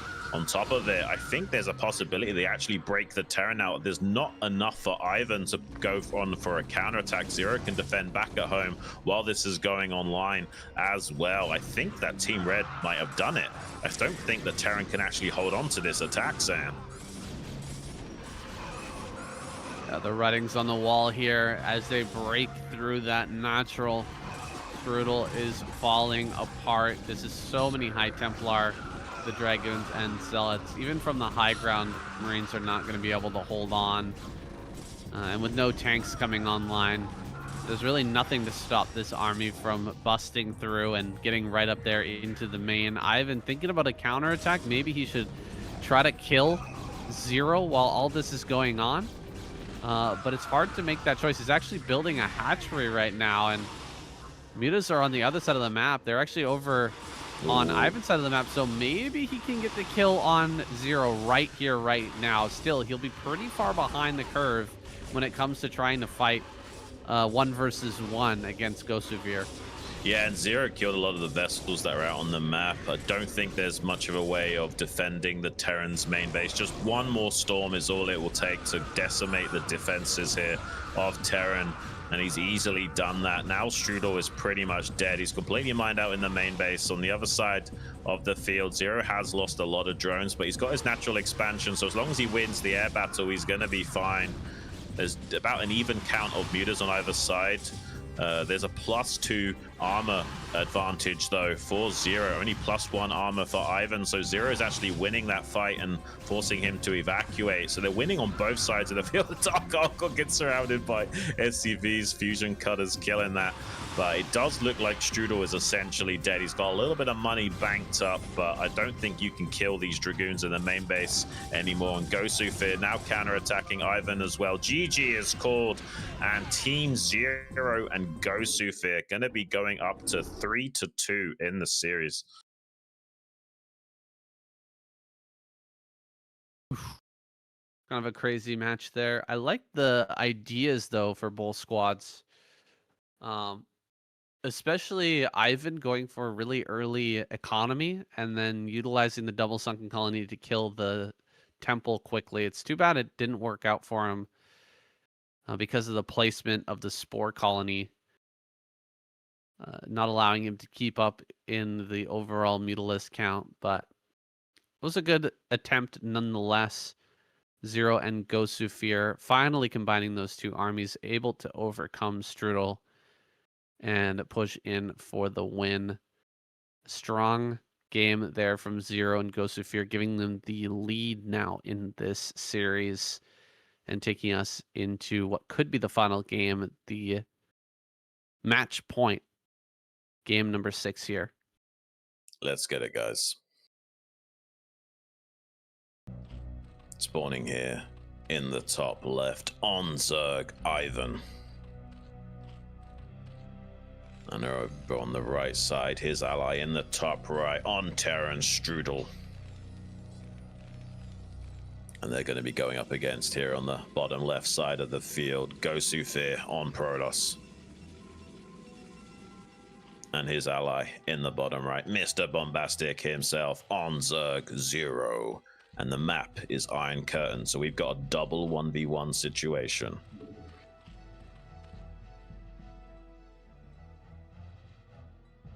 You can see this big dividing line separating the players. You can obviously glitch a probe over, do proxy gates and all that kind of stuff, but a lot of the times you're fighting out two individual 1v1s and eventually helping each other out as the mid game develops.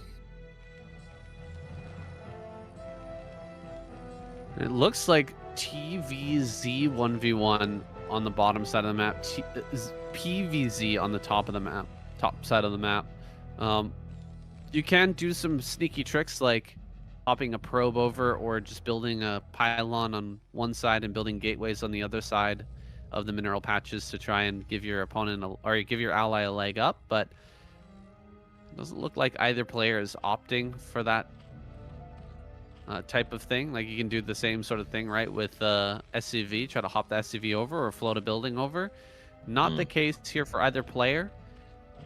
Is it just going to be the exact same builds? Bio play with a 2 gateway zealot play. It kind of looks like that's the case. Oh no, he's got a gas here. So Strudel might be going for like Vulture or something instead. He's actually going to glitch a drone over to the right side of the map. I'm not sure if this is just for scouting or if he's actually considering sunken pushing Zero here in the bottom right. Uh, it'll be a long time coming until that's actually effective. It looks like it's just going to be a scout to help the Terran actually identify what's coming. And they can quickly see this expansion timing from Zero, because Zero went for a, you know, just a safety pool, like a 12 pool or something, into a hatchery in the natural expansion. Meanwhile, what's this we got in the middle of the map? Is okay, it's a very weirdly placed expansion here from Ivan. He's actually glitched over that drone so that he can build a hatchery on the other side of the map, so he can actually help out his Terran ally by building lings that he can then attack Zero with. He's gonna have to build a lot of lings back at home as well, because there is this 2 gateway play. Ooh, loses a drone here initially. That's really painful. And in addition to that, trying to just build pure drones is kind of tough. It's kind of tough to just hold off with pure drones here. He will barely kill that Zealot, looks like. But losing 1 drone early is pretty painful when you're trying to pull off a play like this, building a proxy hatchery and trying to get some damage done on the other Zerg. Yeah, Bio moving out quite ahead of schedule, like a 4-minute timing is super aggressive. He's not going to have any medics in support of this for quite some time. Zero's going to have to make at least 2 Sunkens to defend, but he'll also have some Zerglings being made to help out this assault as well later on. So it's going to get very weird very quickly in this game.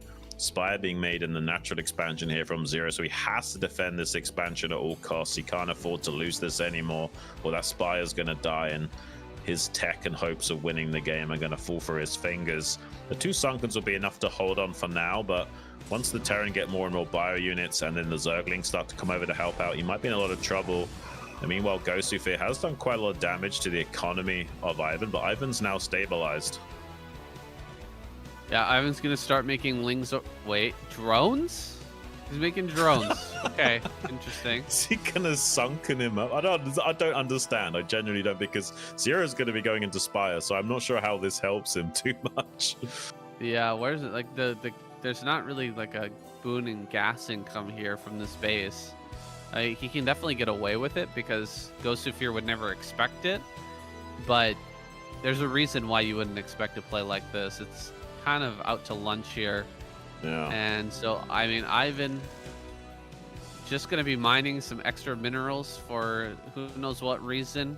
Probably going into spores and his own Spire here shortly, but Zero's going to have double the gas income, and he's going to have a faster Spire as well. Yeah, this is a very bizarre way of playing this game. I guess it does make it impossible for the Zealots to harass your natural. Maybe that's the thinking here. The Zealots can't actually put any pressure onto these drones mining minerals, but not having access to a second gas is going to be problematic in the future. Let's see how they want to develop the game from here. And meanwhile, Zero's being super safe. He's going spores and Sunkens in the natural, I guess, so he can be more aggressive with his mutas, so he doesn't have to worry about defending back at home with the mutas. He can kind of be active on the map 24/7 and avoid taking too much damage to counterattacks. But it's going to be a long time coming until Ivan's got a lot of mutas anyway, so I would say those spores are a bit too preemptive. Maybe he was also worried about Wraith potential because he didn't see that many bio units for the time being. I'm not sure. Oh my gosh. SCVs are being pulled? Yeah, this is going to be a crazy sunken bust. Okay, this is quite the way to finish off the finals here. Mutalisks are being made. It's 5 Sunkens. I thought a bunch of lings were going to get produced so that he could buffer for the bio, Same. but he's actually building mutas. And the mutas are not going to help out too much with double spore colony here. Yeah, this is a crazy play. You guys ever seen a sunken bust with SCVs at the front line to try and help out? It's not really that good, but we'll see if he can still break through. I don't see it happening. And yeah, these bio forces are starting to wear out. They are starting to wear thin. The SCVs, even with the SCVs, guys, he's not quite going to make it through. Yeah, and with the spores to buffer, it doesn't matter if he loses a couple of mutas. It'll be a lot harder for Ivan to get an air superiority now. He does clear out most of the Sunkens. There's just one left on the bottom side. So, I mean, technically the attack is semi-successful. If there were a few more bioforces that can get down here to start sniping the spores on the periphery, maybe there's something that can be done here with the mutas supporting from Ivan as well. Definitely a very interesting situation. Only in the SLON 2v2 tournament can we have games like this, man. Absolute insanity. This was the most played 2v2 map back in the day, and it's still giving us good games in 2026. Well, counterattack coming in here from Ivan. Gonna try to disrupt this probe line, but he's got bigger things to worry about back at home. There's a huge Protoss army making its way in. Ghostufir played super defensive up until this point as well, building all these cannons and then going into triple gateway on one base. So really doubling down on both ends with just pure defense has worked out beautifully here for the Ghostufir Zero combination. One last Hail Mary into the natural, perhaps, is what Ivan and the Strudel are thinking, but it's going to be hard to bust this with many sunken colonies. Ivan has taken a third base in the center here, so he has got a couple of bases that could be defended by the bio of Strudel as well. So he's not technically out of the game, but this is going to be really rough. If Zero can get these sunken set up in time, I don't think he's going to be successful in busting him. And with Ivan kind of relegated to these bases in the center and having all of his tech killed, it's going to be a big advantage for Ghostufir and Zero going forward. Ghostufir is going to look towards taking an expansion soon, and the Terran's expansion is a long way off as well. So this is going to be really tough for Ivan and Strudel to navigate this to a win, but it is technically possible. He's actually trying to save some drones by glitching them over the minerals to have as big of an economy as possible. He actually does have 24 drones. He throws down some macro hatcheries. Maybe he can still help out in a big way. Sunken Plus finally comes in. But yeah, this is going to be a really tough defense because of how awkward the Sunkens are positioned. But the Mute is doing a great job of siphoning off a lot of that bioforces. Maybe the Terran unit should run to the gas. Yes, run up to where the gas is, snipe off the spores and the mutas only. But there's not quite enough meat on the bone here, unfortunately. So the mutas of Zero do bat that back. But it was a nice gambit to try and kill a few of the Sunkens and then get to where the gas is in the natural. But there's not quite enough forces to accomplish it. Playing with a couple of different ideas in this game, Ivan and Strudel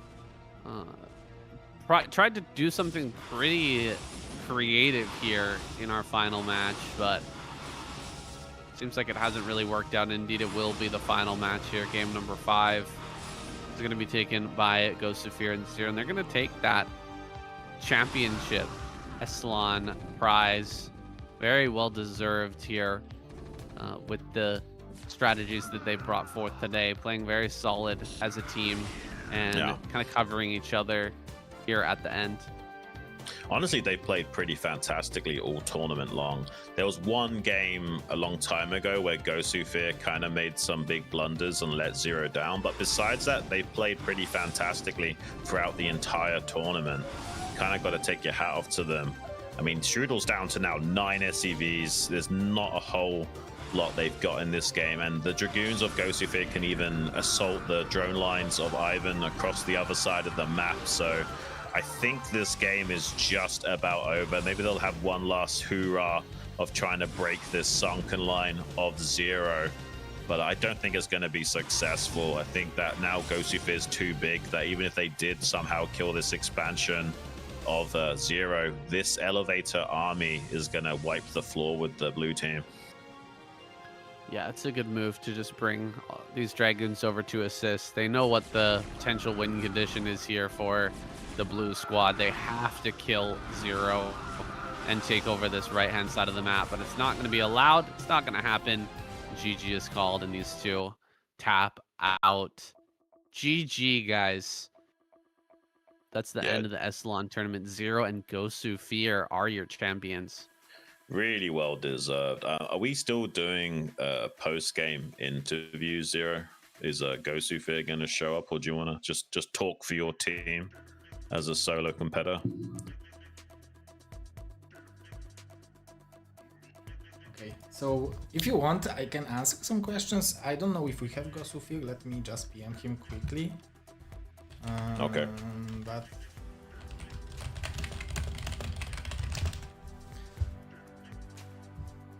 usually worries I if you- was not doing it when the casts are replaced. But if you guys have any questions, I will be happy to answer. Well, I first want to understand, like, how do you find the time? Because I know you barely sleep hardly at all. You've got 2 kids with a third on the way. You're hosting the BSL. You also compete in the 1v1 BSL tournaments. How do you find the time to also include 2v2 to your repertoire and win SLON? Is kind of insane. Like, how do you do it all? So to be honest, it was very nice out of Flizzardo, the organizer of the SLON, that he added into the rules that players should adjust to organizer, which is him and me, because I'm the organizer of BSL. So players needed to be a little bit more flexible. Although we had time to pre-play it, so we just set up the time and try to find time. Obviously, when there is like scheduling with the South America to Europe, there are some time issues, but like usually when I know that I have to place and or do something in advance, I can schedule out in with my wife, with my with everything which I have going on, so it's doable. And I really wanted to help out Flizzardo. I was casting the finals of the season 1 last season, because Mr. T1 Dragon, aka Interpret Sim, who was a sponsor of BSL 2 vs 2 season 3, asked me to do so. And I know Flizzardo from the very early beginnings of the BSL, from the earlier seasons. He also supported BSL a lot, so I want to just Nice. help him out with the work he's doing, because we need the tournament organizers, we need more events, and I really appreciate everyone who is doing events. So whenever I have event which I can participate, I feel like maybe it will sound not too modest, I don't know, not too shy, but I feel like my participation might also help to put some lights, some eyes onto the tournament, and I wanted to give as much attention as possible to the SLON, so that's why I was participating. And I am happy I did, because guys, 2v2 is extremely enjoyable, and I can do it all day. Well, I don't think you're being too cocky by saying your presence helps, draw in some viewership and what have you. I think you do a great job with producing BSL, and a lot of players are fans of you, both as a BSL producer and just as a personality in general. So I'm sure there's a lot of guys tuning in just to watch your games alone. But how did you find time to learn how to play 2v2 well? Like, do you have people that have given you some advice about how 2v2 works, or have you just played a lot of 2v2 in the history and you kind of understand the ebb and flow of the game? Like, what is it that's helped you be able to perform at this level despite not having a lot of time to practice? So back in the days, I was a pole team member of the 2 vs 2 along with Mister. So we was representing the Polish national team, and we also played in the Polish Championships 2007. We was like 4th in Poland and stuff like that, and we really had a big competition in Poland. So I knew 2 vs 2 from the perspective of playing with Protoss. And in BSL 2 vs 2, I was playing with Jonek, so I was playing with Terran. So I basically learned how to that 2 out of 3 matchups operate. I mean, Terran Protoss against Terran Protoss. You basically 12 hatch, so it's easy. And against Zerg and Zerg Terran, Zerg Protoss, you need to know what to do with Zerg Terran or Zerg Protoss. So basically, if you play Zerg Protoss versus Zerg Terran, Zerg job is to defend and not die. And if you are playing Zerg Protoss versus Zerg Terran, Zerg job is not to lose mutas against irradiates, which you've seen me not doing too well, but overall, overall 2 vs 2 is still very complicated for me, but I have it figured out until 4th minute. Yeah, you seem to be good enough, and I think that you work really good with Gosufir. It's kind of strange because individually, I don't think you two are the best 2v2 players in terms of like your micro and your overall game skill. Like players like Sziky, players like Bonif, I think individually are better than players like you.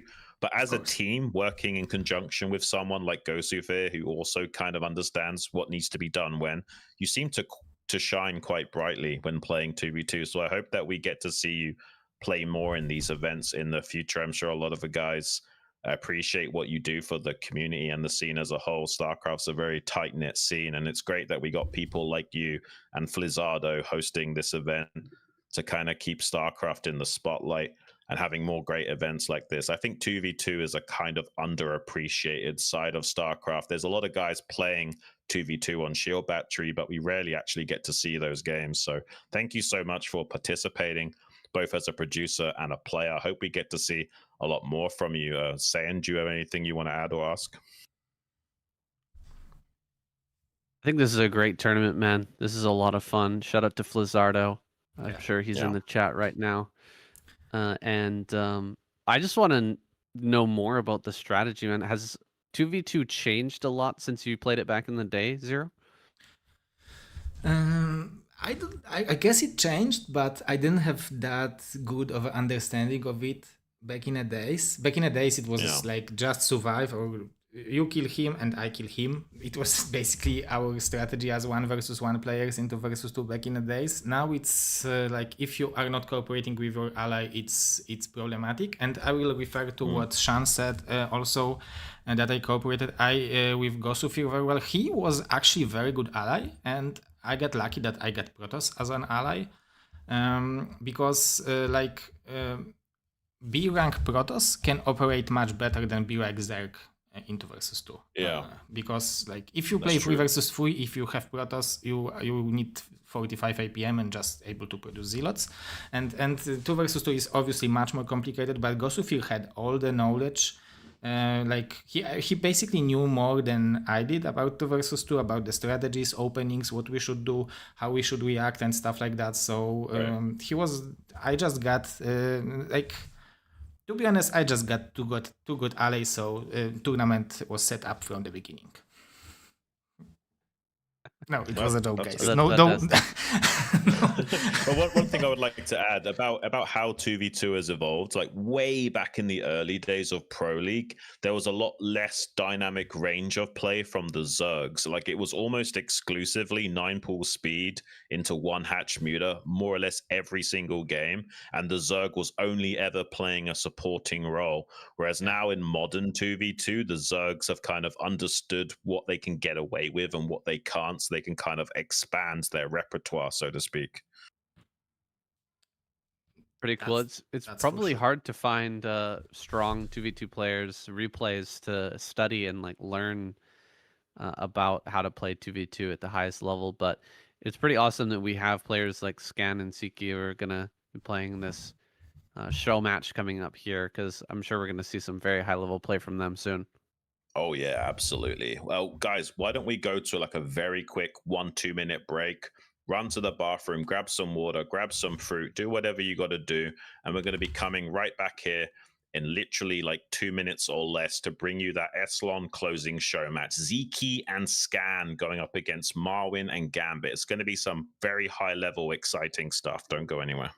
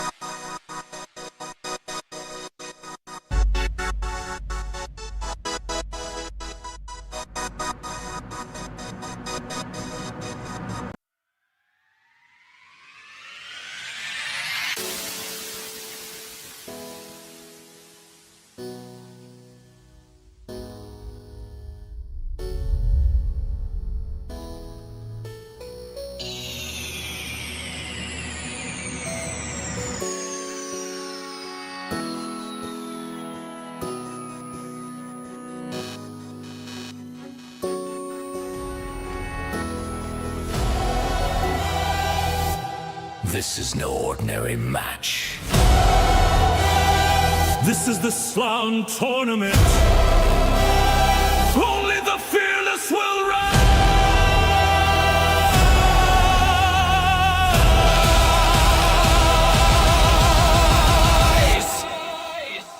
Join the SLON tournament. If you're not afraid, join the SLON tournament. Win the fight, claim your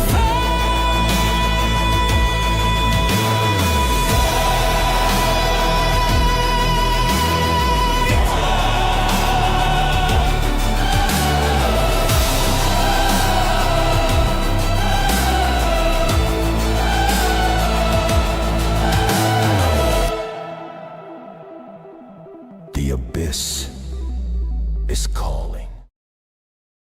Welcome back, guys, to the SLON tournament. We've got the closing show match now for you. Going to be Sziky and Scan going up against Marwin and Gambit. All of these guys, super sick gamers.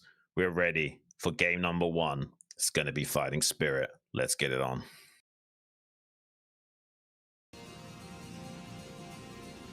Spawning here in the top right on Protoss, Scan. And his teammate down here in the bottom right, the Hungarian dragon himself, on Zerg, Sziky. And they're going to be going up against, down here in the bottom left, on Zerg, Gambit. And his ally in the top left from Ukraine, Marwin, on Terran.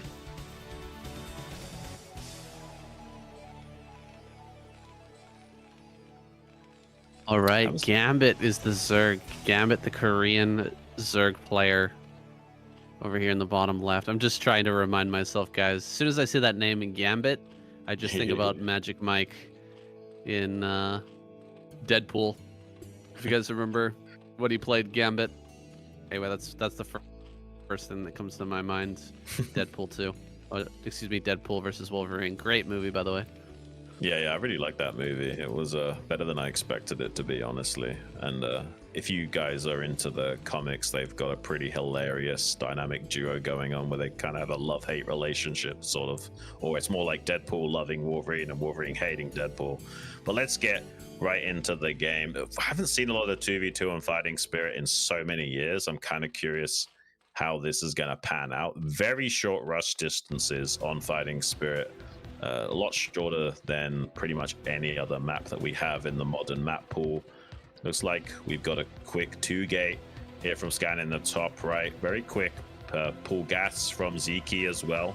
He's definitely going to be optimizing for more of a Mutalisk style.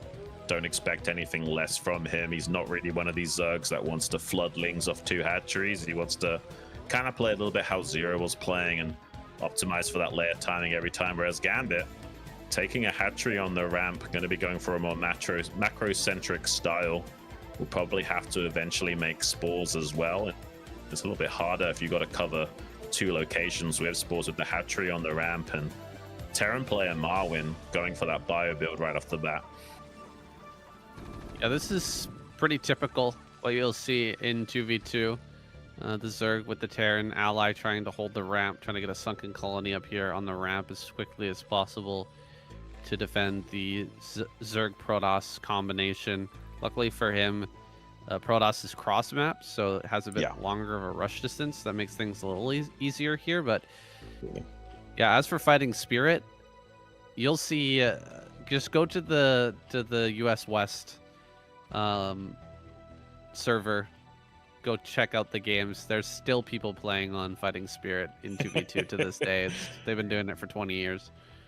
Kind of crazy, man. Like this map is so old school to me now. It used to be like the only thing people used to play on, and that's been replaced with things like Polypoid and other maps. But this was one of the old school maps that everyone was playing. It's super imbalanced, by the way. Like Zerg versus Terran is a nightmare on this map because of how quick the rush distances are. But yeah, quick sunken on the ramp here.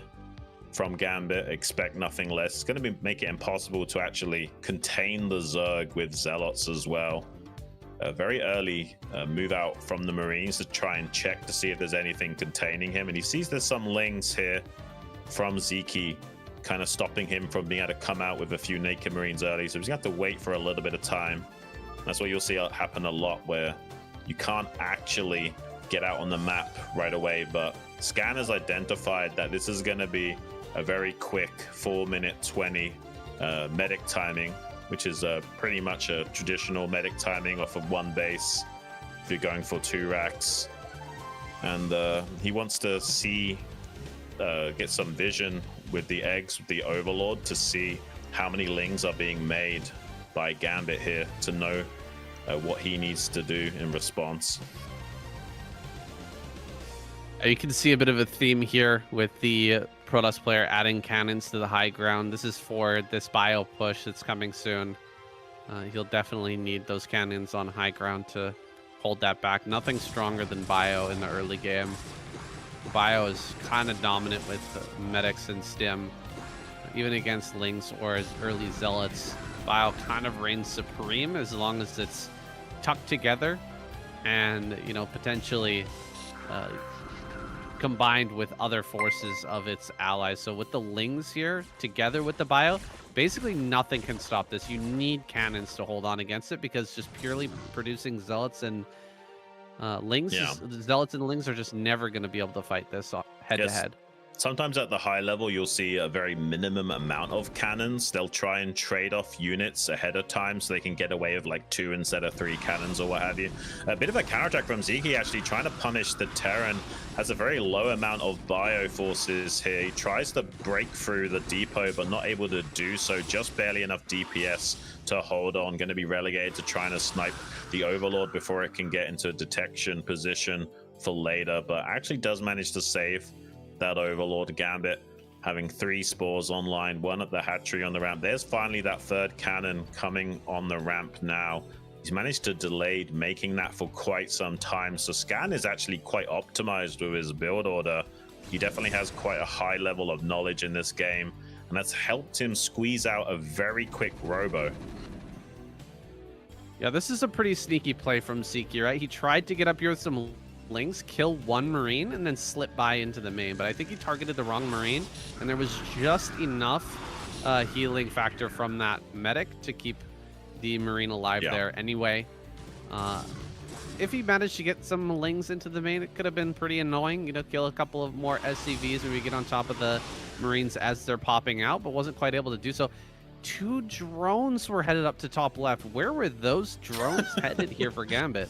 I'm not sure if that was a miss rally or he was intending to sunken up his teammate or something. I'm going to go out on a limb and say that was a miss rally. I don't think he meant to send those 2 drones up there. He's going to have to keep adding on spores because of how far behind the tech curve he is. He's going to have to go up to 3 spore in the main and 2 on the ramp, and that's a lot of investment.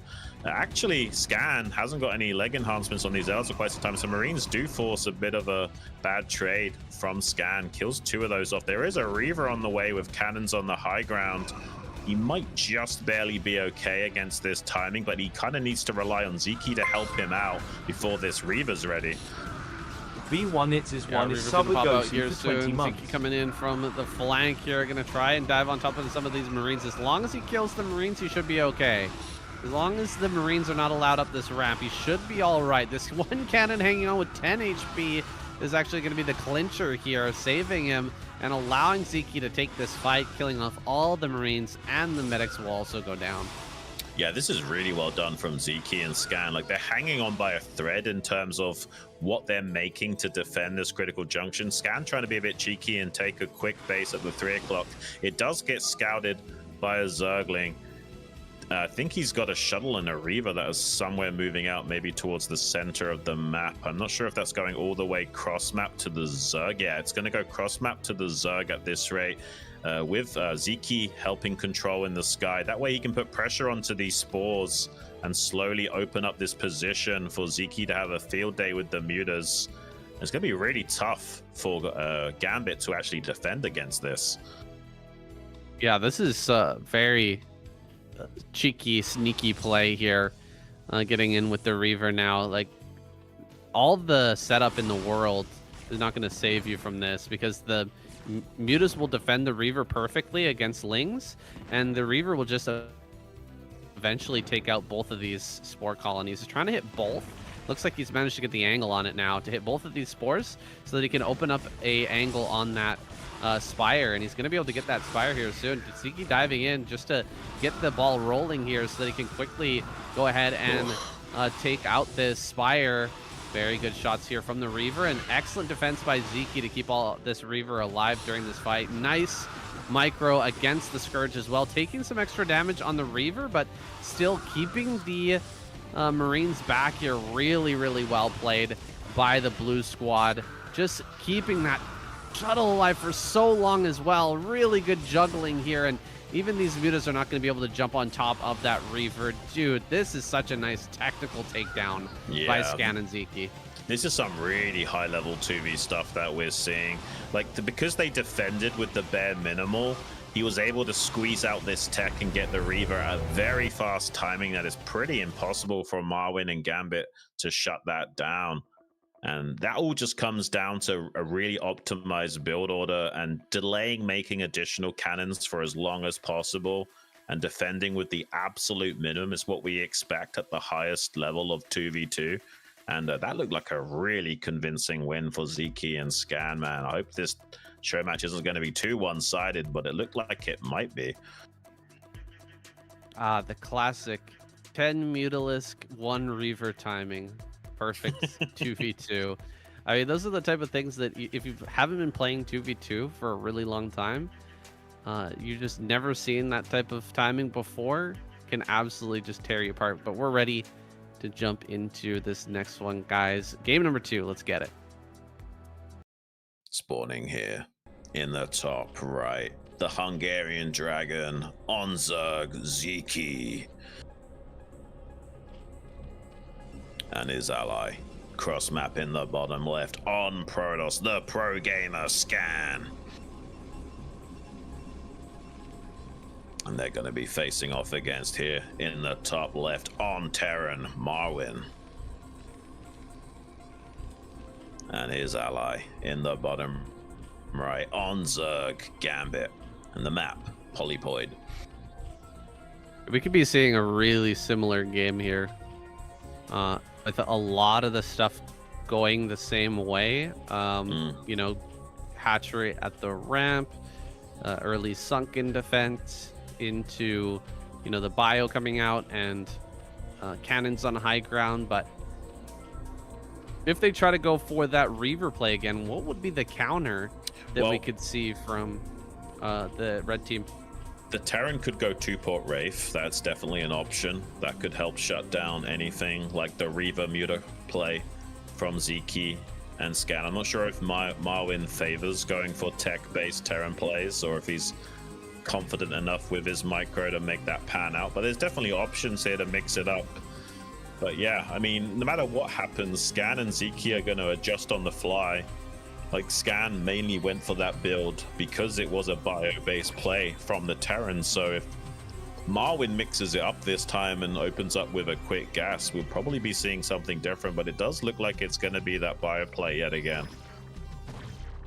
Yeah, the 2 racks bio play, and once again, hatchery at the ramp. Oh, Scan calling for a goon build here.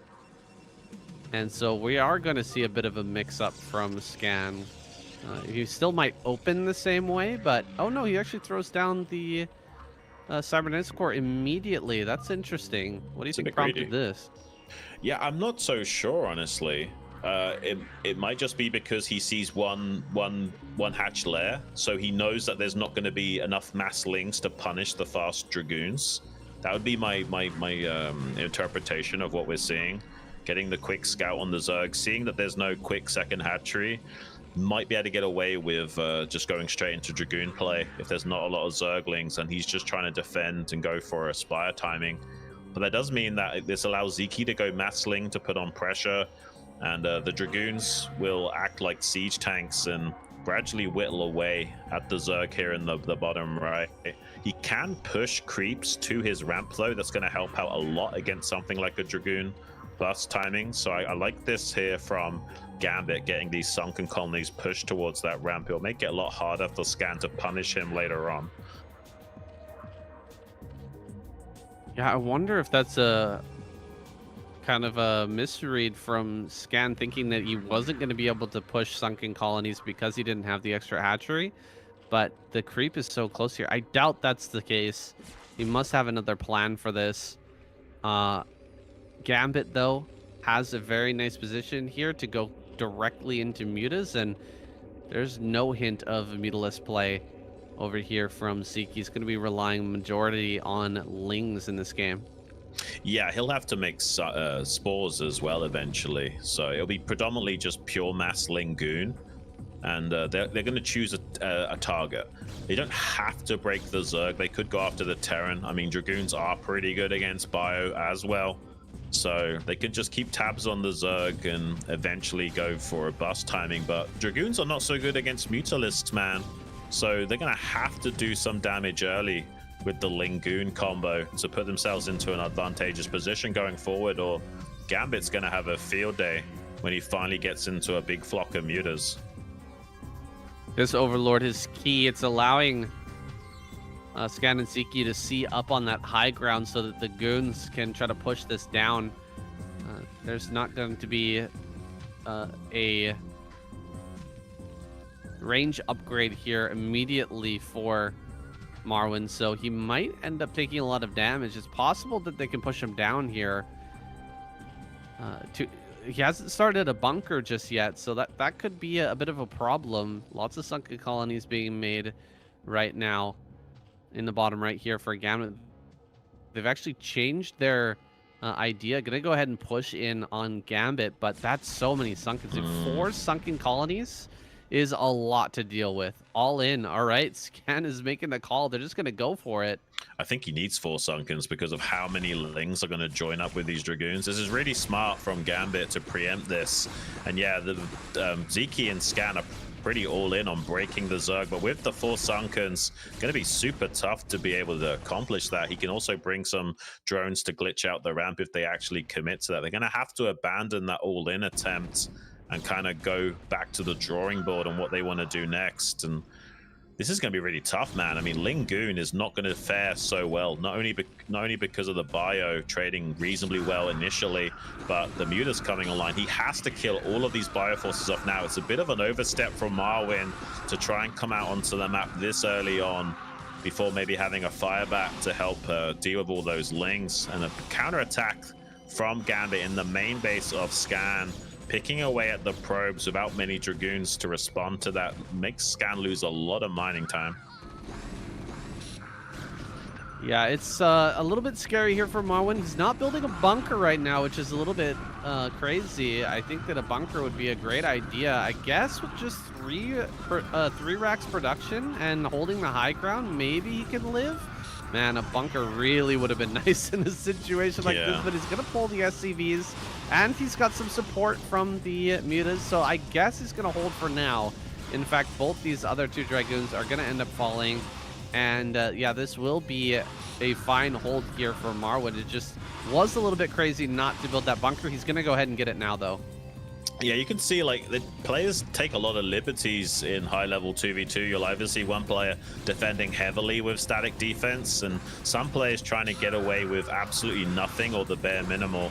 And sometimes you get punished, sometimes you completely shut down the plan of the other team. This isn't that bad though from Gambit and Marwin. They have thinned out the herd of the Dragoons a little bit, but there's still quite a lot of Dragoons off Scan going to be pushing the ramp here and trying to get a tactical snipe on the 2 depots in the wall. Marwin kind of has to keep unloading that bunker to challenge the ramp. He can't just let these Dragoons kill the depots for free. Yeah, I can't do that. Then the Lings are going to end up coming up here and surrounding that bunker. So he's going to fight here at the corner where the supply depots meet the bunker. And he's actually taking a really reasonable trade. Like I said before, oh gosh, Bio is just so powerful on the ground. It's the best early game composition, and GG has to be called here. Gambit and Marwin take game number 2. Yeah, really high level stuff that we're seeing. You can see how quickly players are like GGing out of the game when it's not gone their way. Like Sziky and Scan needed to do damage with that Goonling combination, and the Sunkens were too much to handle, and the Terran barely hung on by a thread, so there was just nothing in the game. As you can see, the Mutas kind of reign supreme. Dragoons are just not good enough at dealing with them like we expected. But now we're all tied up in the series. Let's get into this game number 3.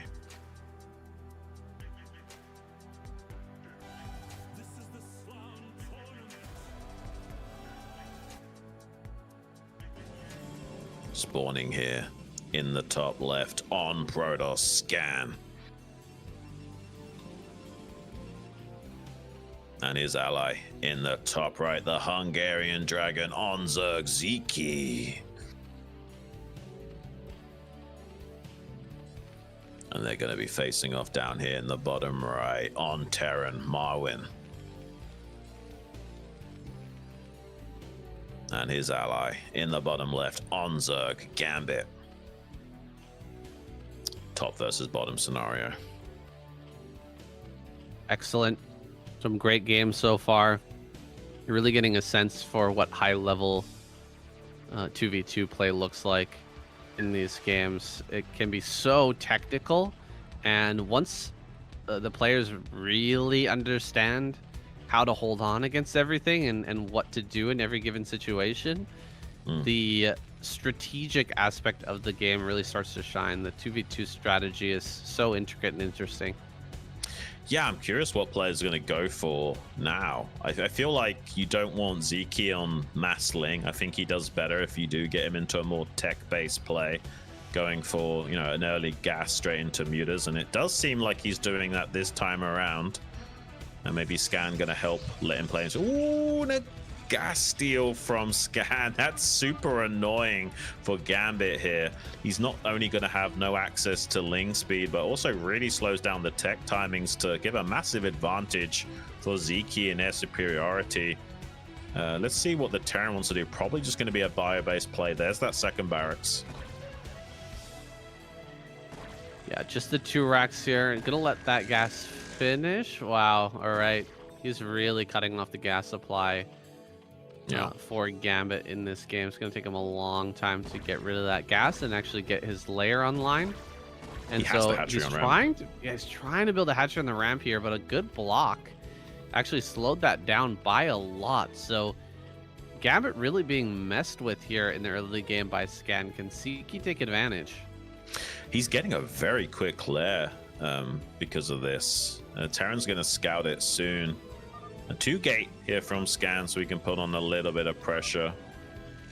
And he's saying Ling can go in left. Okay.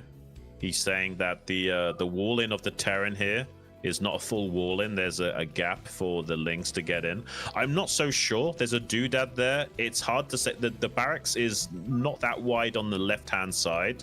That's why Scan is contemplating maybe that's not Ling tight, because the hitbox of the barracks is actually kind of funky. It's not so extended on the left-hand side, and Sziky's going to see if he can check. I don't think it is a hole. I think it is technically a wall. Yeah, and there's enough Marines up there that it wouldn't make it worth it for 4 Lings to try and run by anyway. So instead, we're just going to have Lings on the map for map control, and that map control will go to Scan and Sziky for the time being. Oh, one Zealot might end up getting surrounded and killed. No, as the Lings come up to support, we'll just be backing away. Really important to keep a high count of Lings here for Gambit, as he is in kind of a 1v2 situation for the time being. Yeah, especially until this Sunken finishes. Another thing that Sunken accomplishes, it stops the wall in from being a factor for very long. The Sunken's going to allow him to come out onto the map with the superior count of Lings, and he's kind of forced to do this because of the gas deal. He kind of has to rely on a mass Ling style. And the Sunken finishes up at a reasonable timing, getting a few hits off on that Zealot as well. Scan's identified that it's a 2 racks play, so that's why he's saying 420 medic, because that's going to be the timing of roughly when the medics are popping out of the barracks. Basically like 30 seconds compared to like a 1 racks expand, these timings are. So yeah, really aggressive timings from the Terran, which you kind of need in 2v2. You can't really play economically. You kind of have to play one base for quite a long time, but it does mean you have very quick stim and medic timings to push out onto the map with. And he's going to be pushing out here shortly. So far, though, Gambit's been really holding his own with this mass ling style, just making a ton of lings, getting into that ling speed here soon. They're going to have a very strong timing where they can push out on the map and be very aggressive. But can they break one of these bases? I mean, there's 2 cannons over here in the high ground, and mutas are on the way. Might be a little bit scary here. Instead, it looks like Marwin going to go over to the Zerg allies base, Gambit's base, and try to defend him from the mutalist timing that's about to head his way. Yeah, I think Marwin's pretty tight. He's got a medic blocking the gap in a bunker. I don't think they're going to be able to challenge him for at least the time being. Let's see what damage they can do with the Muta-Ling combination now, because Gambit's so far behind the tech curve of the game that Sziky's going to have an absolute field day once he gets up to a high count of mutas. But he also does need to be pretty proactive and aggressive with them. It seems like Marwin has got a small bioforce down here in the bottom left to defend him, but if Sziky gets up to 6 mutas pretty quickly, he can gradually whittle down this bio ball and maybe overwhelm him before he can establish spores. Yeah, this is exactly what we talk about with that 2v2 players working together, allowing the Zerg player to tech without adding on a lot of defenses here like you would usually have to in his ZVZ. He will get the spores a little bit later, but it just bought him that extra bit of time to slip out a few more drones so that it can make this transition a tiny bit smoother and get into those mutalists to actually challenge Sziky in the sky. Yeah, is there drones in the middle of the map right now? What's he got in the middle? Okay, the Zealots. Okay, something slow was moving across the map. I was like, those aren't drones, are they? But he's actually been able to squeeze out a few extra drones rather than rushing up into a higher count of mutas. He's gotten his own economy online instead. Now he's got the delayed 6 mutas, but the bottom of the mineral line is exposed. Does kill one of those mutas early on. That's a big win for Marwin because this mineral line and spire is completely exposed for the time being. So he's very reliant on these Marines winning the trades against Sziky initially until he can get fully online and established. Armor upgrade on the way for Scan, so his Zealots are even more tanky. They might be thinking about getting in here and punishing the Zerg. For the time being, it's just Sziky trying to harass and kill as many of the drones as possible. Now Gambit down to 13 drones, which is actually behind Sziky. So Sziky going to be ahead on the economy as well as the tech. And there's that Reaver option from Scan being chosen yet again with that support bay being built in the Zerg's ramp area. Another Reaver play. It worked so well the last time that might as well try it again here. Sziky going to be covering everything in the air, getting rid of the Scourge, fighting back the mutas, pushing away the Lings and Marines, while Scan goes to work with the Reaver there in the main. He's already sent it out. No, he hasn't quite sent it out here just yet. That's actually a muta heading on the vertical axis. That Reaver is going to be popping out soon, though. What does Marwin have to try and help out Gambit in this defense with? Look how greedy Scan's being as well. He's just throwing down the Nexus in the natural, assuming that the mutas and the shuttle Reaver will do so much damage that there won't be any counterattacks from Marwin to punish that. You can see like these really high level 2v2 players take a lot of liberties because they know they can get away with some greed as long as they're being proactive and aggressive. But Gambit does have a small flock of mutas with some Scourge, seeing if they can hunt down the shuttle, but Scan has taken a very indirect route to keep that safe and away from possible snipes. Mutas can maybe go into the main mineral line and kill quite a lot of probes, though there's hardly any anti-air besides these mutas alone, so it's going to force Sziky to turn around to help his teammate, and it is also going to delay the Reaver from doing anything because he doesn't want to move out without air support from Sziky. Ooh, this is some really good control from Sziky, tracking down as many mutas as possible, even getting rid of the Scourge as well. And yeah, a lot of these mutas are going to end up dying, which makes it so much harder for Gambit to hold on once the Reaver arrives as well, right? This push is going to be that much stronger. Yeah, I think this is a nice touch. There is tanks actually out, which might help out a lot, but there's 2 Reavers now inside this shuttle with a lot of bio supporting the ground army of the Terran's tanks. But I mean, with good shuttle micro and the Reavers, they can easily decimate this. There's no speed on these Zealots, of course, but with the Mutalisks in support, they should be able to overrun this Terran position. The Lings of Gambit a little bit off to the side, not able to come in here and help out just yet. Reavers are in a really tough spot to kill as well, but he does pull them back. There's just a little bit too much bio, but a beautiful counter attack from Gambit. Gonna get a snipe on that Nexus of Scan, and the Mutas go into the main base to start hunting down probes as well. Scan in a little bit of trouble now, needs to rely on Sziky clearing this up. Wow, Marwin and Gambit getting aggressive, taking fights in the middle of the map and trading off probes in the main base of Scan. This is looking very good for them. Almost loses the shuttle there. That shuttle is so low, but 2 Reavers end up getting dropped out, and although the tank gets a single shot on the Reaver, it's not going to be able to clear this out. Ooh, Reavers do so well against Bioforces that this is going to be easily destroyed. However, Sziky is not helping out in the main base. He's losing so many probes right now. Yeah, he's down to just 15 probes. He might be down 1 more as well to 14. He did keep the Nexus alive, though.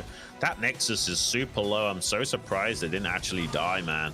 And that's going to be a big win for Scan going forward. It doesn't really matter that he lost that many probes if he can build 2 at a time. Oh, but he gets his shuttle caught out by the Mutalisks of Gambit. That's a dead shuttle. Doesn't save the Reavers. Sziky has total air superiority, but he wasn't escorting the shuttle as it was making its way downtown. This is kind of crazy. This game is really back and forth. You have to wonder if actually Gambit and Marwin are in a really favorable position right now. Sending in 1 Muta at a time is so annoying. It really should just send some Scourge over to that base and get some good trades, finishing those off.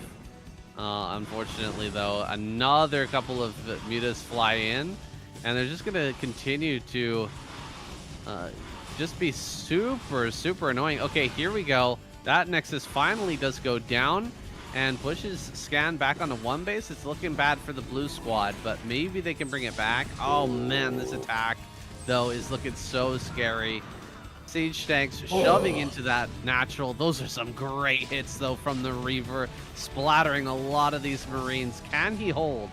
This is crazy, man. I mean, there's enough Mutas to try and pounce on this. Irradiate does come down, though, doing so much splash damage, but he does overrun the bio. He cleans up in conjunction with the Reavers of Scan. He's actually going to hold on to this absolute insanity. Scourge come in to snipe the shuttle, so the Reavers are dead in the water, but they have traded well. And Scan's losing more probes to the Mutalist. Sziky trying to make his way over there to help out. I think Zyky's Mutas have slightly less HP though, so he needs to work in conjunction with these 2 Dragoons to win the trade as well. 2 Dragoons will help him finally fight back this force, but Scan down to just 9 probes now. 8 probes. This is insane. Man, these Mutalist counterattacks are really winning the game, actually, for the red squad. Getting in there and just poking those little bits of damage have added up to a huge lead, a huge advantage for Team Red. And now with both their naturals online, it's hard to see, hard to imagine Scan Sziky managing to come back in this game now. Yeah, Terran with an expansion is the most scary thing out of all of these races. So the fact that Marwin's been able to establish that and has mitigated Scan being able to come online, now it's all up to Sziky to do the heavy lifting in this game. And he's getting zoned out by quite a few of the Scourge of Marwin. He has done a lot of damage to the Spore in the natural, so maybe Sziky can overpower this expansion and start to snipe all of these drones and the hatchery as well. He kind of needs to keep the Zerg on the back foot. The Terran's going to be hard enough to deal with, and Scan's going to help him out with what few forces he can muster. He's actually still got 2 Reavers and a shuttle here. The Mutalisk of Sziky can also help defend this. There is an Irradiate that can go down on these Mutalisks, but it goes onto a low HP Muta, but it doesn't matter. Pretty much all of the Mutas are now dead. It's just down to the Bioforce. Can they somehow spread out enough to kill these Reavers and Dragoon? Seems like the answer is they can kill one, maybe the second one, but not before losing pretty much every single bio unit. Technically, the Zerg player is still alive, but he can't make anything. He's got no money. He can't build any Zerglings to clear up these Dragoons. And now there's also going to be more Mutalisks of Sziky showing up. There's a few bio units straggling in to help defend this, but it looks like that Spire is at least going down. Wow, what a turnaround from Team Blue, getting in there just barely with that Reaver Mutalisk combo once again, proving the efficacy of that unit composition and getting a lot of damage here onto Gambit. Gambit still has quite a few drones. They're all mining here at the natural, but they get pushed away real quick. Marwin only defending the main base right now, and there's almost no tech to speak of. The Spire is gone, so it's pretty much Marwin versus these two players until Gambit gets back online. Yeah, he's got the expansion and scans on a low probe count, so there's definitely a chance for him, but Sziky has a whole stack of mutas, so unless he can get a couple of really good irradiates on his, there's a pretty good irradiate targeting the bottom muta of the pack, but he does manage to split it out. Here comes the Reaver as well to really double down on this assault and split apart the bio count. There is a tank in the back line to help support, but non-stop aggression from Sziky, shutting down the SCVs from building additional turrets to the south side of that CC. They're doing so much with so little right now. Sziky trying to get on top of that tank, needs just one more volley to finish it off. He does get it. He's going to lose pretty much all of his mutas for his effort. Scan going to town on multiple depots at a time, targeting the one in the middle, kills 3 depots, really trying to sandbag Marwin in this game. And this is absolutely insanity because Sziky actually has more drones than Marwin has SCVs right now. Wow, that's pretty crazy, man. Scan proving to be incredibly good with his Reaver control, his shuttle micro, despite being a Terran player, proving that he is absolutely capable with this unit. Oh! Drops the Reaver, though, unfortunately in range of that tank, and so the kill goes down. They're not going to get any more damage here in Gambit's base, and so as the dust settles, who actually comes out ahead? More kills in the main base. Mutalisk with 6 kills, actually lowering that probe count once again to just 12. I think it's easier for Gambit to come back from this low drone count than it is for Scan to replenish these probes, though. Yeah, Sziky needs to stay on top of Marwin and just never let him mine in this natural. The problem is that, you know, Marwin's going to keep cycling out irradiates. The muta splitting has to be perfect. Like every single time he has to split out the irradiated muta. He's having a little bit of a hard time getting rid of that damage. Does take quite a lot. He's got 1/1 upgrades on these air units. Has Sziky. We got +2 weapons on the infantry of Marwin here. But he is on a very low count of SCVs, so he's kind of getting by a thread. There is an expansion from Sziky to the 12 o'clock, so if he gets a 3rd gas zone, that's going to help him out a lot in this game to try and close it out. Scan is very reliant on Sziky doing the heavy lifting. He's mainly just supporting him with a few Reavers and Goons here and there while he's trying to get an expansion and slowly replenish that probe count over time. He's Scan. No, you're Scan. Okay. Scan not going to go to that main. Oh my gosh, almost flew right into the army there, but he's going to take a pot shot. Nice D-Matrix, but it was a little bit late to block the Reaver shot there. Going to move towards the main base of Marwin. There may be a bit of a gap here in the defenses. Yeah, mutas are going to come in, clear the Marines, and now double Reaver into the main again is pretty dangerous. Nice pull there on one of those irradiated mutas. Second one, not quite as good. Takes a lot of damage from that. Nice pick there on that one science vessel. Needs to back up here a little bit. Let the Reavers do the heavy lifting. In fact, will do so. Dropping the Reavers out again to just mop up all these bio units, man. So difficult to clear this out, but not utilizing the tanks there properly. Loses a tank. Does clear a Reaver, but can he actually get the shuttle? Some sick micro, but does pick off that shuttle. Nicely done there.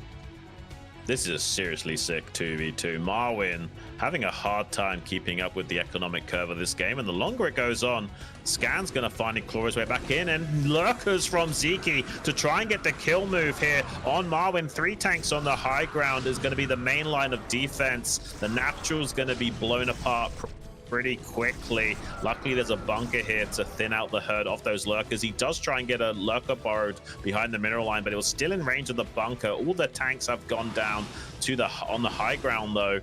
This game is absolute insanity, man. But it does look like the longer we go on, Scan and Sziky are actually coming out on top. Scan's been able to replenish his probe count reasonably. I think he's taking another base as well. This is insane. It's really commendable that Scan and Sziky have turned this game around the way they have. Like, Scan was so close to dying, but he's done so much heavy lifting with these Reavers to claw his way back in. There is going to be a counterattack from Gambit with some Mutalisk in the sky. There's not a lot of anti-air for Scan, so he's having a bit of a field day. There's a counterattack in the bottom left from Sziky with some Lurker Ling to try and punish the Zerg Gambit. With 2 Sunkens here and a tank helping out, I think he'll be okay. Yeah, this is a good hold, and actually none of these attacks have done very well. The lurker attacks have not panned out well for Sziky, and Scan can't mine at his natural. He's got nothing in the main base to save his probes as well with that cannon falling. Gambit just going to go to town here on those probes, and Scan is once again relegated to just being Reaver, man. He's got a 16-kill Reaver flying around in a shuttle, but that's really all he has to offer. It's up to Sziky to somehow find a way to win this. He just doesn't have the anti-air to keep dealing with these Mutalisk counterattacks. Gambit has been just on top of it this game, really keeping Scan on the back foot. Another attack from Sziky. This attack might be a lot more successful. That tank is on really low HP. He does get a Ling on top of it, but the 2 Lings of Gambit barely keeping it alive. He's trying to see if he can also punish Scan while this is going on.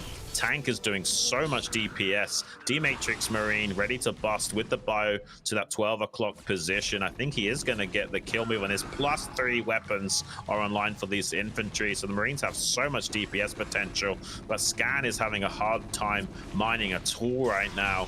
I mean, this is insane. Are Gambit and Marwin actually going to do it? I think they have. Like, this is a crazy back and forth 2v2 game. Yeah, it was a really nice attempt to come back from Scan and Sziky, but it looks like it's just about over here. It's too bad those Reavers weren't on the defensive for Sziky and keeping some of these bases alive, but instead they're going to tap out. GG is called. Scan and Sziky go down, and Marwin and Gambit grab another win. Wow, man, this is some of the best 2v2 we've ever seen. Like, it's really high level, these games. Kind of blown away. And it's could end very quickly. I mean, we're on match point now, are we not? Going into our next map, Anaconda.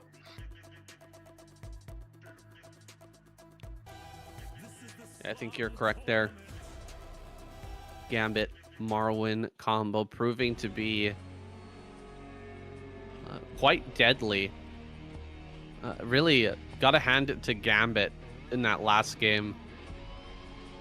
Taxing the multitasking of Sziky by just sending in mutas over and over and over again to Scan's main. It was up to Sziky to deal with that anti-air, right?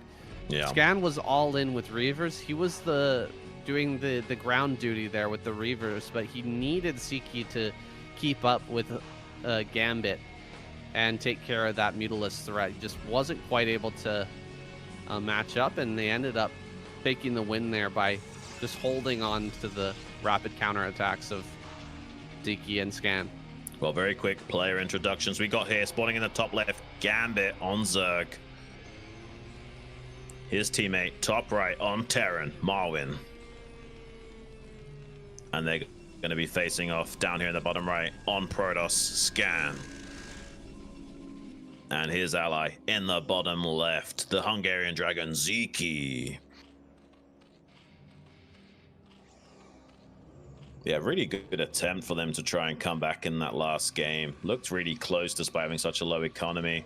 Bit of a body block with the probe, actually delaying the barracks being produced for quite a long time. That's a little bit annoying for Marwin to have to contend with, especially pulling off extra SCVs to deal with the probe. That's really upset his own mining optimization as well as the timing of that barracks going forward. So nice little early game victory here from Scan, trying to really sandbag the Terran in every way he can. He did a gas steal before against Gambit. Now he's slowing down the Terran with just a little bit of probe harass. Going to be paying off going into 2-gate here while the Terran gets set up with his bio. Second barracks on the way. We'll see if this time Gambit throws down the hatchery at the high ground. It's kind of necessary this time because he can't slow push sunken colonies to the ramp. And once again, we've got 2 gates here. So Scan plus Sziky is going to have a lot of pressure for the Zerg player to deal with in the early game. Yeah, I mean, old school Zergs did just kind of play one base and go very fast lair. So they might try and do that this game and avoid having to hatch on ramp at all. We'll see if that will be successful. We got Gambit here making a sunken in the main mineral line while rushing into lair. And Sziky going to be more or less doing the same thing on his side of things. Actually getting a second creep pretty early. Maybe wanting to be super safe just in case it's some kind of hyper aggressive play. But he sees with his overlord that it's just one hatchery worth of production. Maybe worried about the Zealot follow-up, but it is cross-map Zealots proto-spawn to him, so it takes a lot longer for these Zealots to actually get up here and pressure him, so he's delaying morphing that second creep into a sunk for the time being. Oh, I don't know if they can come up here and break the Terran player. This is a really nice setup. Like, yeah. I guess you can go after that depot on the right-hand side. Oh, okay. Scan gonna try and contain the Terran player here. Build some cannons at the low ground and just prevent the Terran player from coming down and assisting his teammate. Maybe they build up to a timing where they can just bust the Zerg player and Terran can't really help. Yeah, I think that's going to be the order of business here, and it's a nice play. Like, you see a lot of contains in 2v2, not every game, but it's a very good option. You'll even sometimes see Terran players containing a Protoss with like 5 bunkers or something insane like that. But look, he's getting a very quick factory to try and compensate. Maybe he could get, you know, a single tank out and try and, like, you know, slowly creep his way out of this base and take those cannons out one at a time. But let's see what will happen on the other side of the map, because now that he's got this contain set up, they can go on to a lot of pressure onto Gambit. He's got the 2 sunken set up, but that's not going to be super strong. He kind of needs a 3rd sunken at least to defend against the follow-up timing of all the Zealots showing. Yeah, I think he's even going for, what, a 4th sunken colony here? I think that's pretty prudent given the situation. His ally just cannot help him for the time being, and so he's completely on his own. 4 sunken colonies seems reasonable. Even an extra building in the way might be a smart decision here, but he hasn't thrown that down, and so he's just going to try and do what he can with what he's got. He's going to possibly pull the drones here to try and body block. No, not pulling the drones either. Just relying purely on the sunken colony DPS, and it looks like it's going to be enough. Yeah, it's actually really nice. I mean, it's costly to make those sunkens, but the fact that they traded off quite a few Zealots kind of gives you a return on investment already. So yeah, I think this has gone pretty good for Gambit and Marwin, all things considering. It's kind of crazy because there are some 2v2 situations where you're 1v2 and you literally have to make like, ooh, okay, this is not so good. You kind of needed to kill that other Scourge because now there's going to be too much air superiority from Sziky. I guess he can maybe squeeze out a pair of Scourge afterwards and try and equal this out, but it's not going to go well for him no matter what happens from this point onwards. He needs to make a score. The Scourge there really kind of clinches it. He can't get any help from his ally. So, I mean, drones are going to fall. Gambit is pretty much doomed right now. It's going to be up to Marwin and his counterattack to make something happen.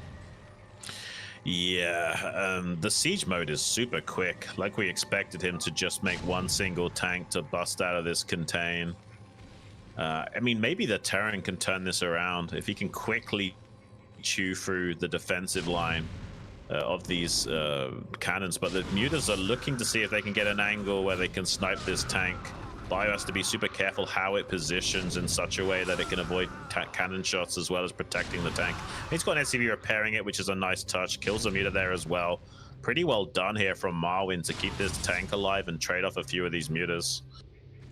Yeah, he's doing this without marine range as well, so extra difficult to block these mutas from doing the damage to the tank here. It's pretty much a straight up ZVZ at the moment. Marwin actually, or excuse me, Gambit sends a few Scourge across it. He actually gets a couple of kills here. Sziky needs to be really careful not to be losing these mutas right now, because he has a situation where he's got full air superiority with the second gas on the way, so no chance of Gambit stealing that air superiority away from him, but he can kind of keep him down if he just keeps getting good trades with Scourge.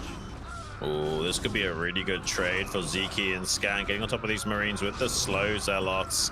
Muta's in conjunction with that. While the Zealots are tanking most of the damage, he barely survives with enough forces remaining to hold that. I feel like actually the Mutas could have maybe overrun those bio units, but he did have 2 Mutas on low HP and decided to go back home to make sure he's super safe against anything from Gambit, continuously sniping off anything he's making. Zyky's actually supply blocked right now, and he doesn't want to let that to continue to trend, so he kind of needs to come back and start sniping these Scourge from killing his overlords over and over again. Yeah, he's continuing to kill overlords. I think another one just went down there in the main base, so Sziky is kind of prevented, locked out of building anything for the time being, and he might have to build some sunken colonies here as the army comes across the map. Actually, with this many mutas and the Dragoons available, looks like they're going to be able to slow down this push enough, kill off enough of these Marines to where this push is not looking so threatening anymore. Yeah, I think they've done a good job, and now the Dragoons have a lot more fighting power now that the bio has kind of been shaved off by a significant amount. Nice little attack here from Gambit, going after the drones, denying some mining time. Eventually the Lings will die, but if he kills a drone or two and denies some mining time, that's nice. Ling in the main base, also forcing Sziky to go back home with all of his mutas so that he can't support Scan out in the field. Gives a bit of breathing room for Marwin to start gaining some ground and pushing it down with this small biomech play. Needs to be super careful though. One misstep and he's going to get gobbled up. Yeah, here comes Dragoons from all angles. Scan and Sziky put together a pretty strong army here to just go after this small group of Terran. In the meanwhile, Gambit is going to try to counterattack. He's going to look to do as much drone damage as he possibly can while the mutas are occupied elsewhere out on the map. Some Scourge pop out though. This is perfect timing for the Scourge from Sziky. Just barely save him from this counter pressure.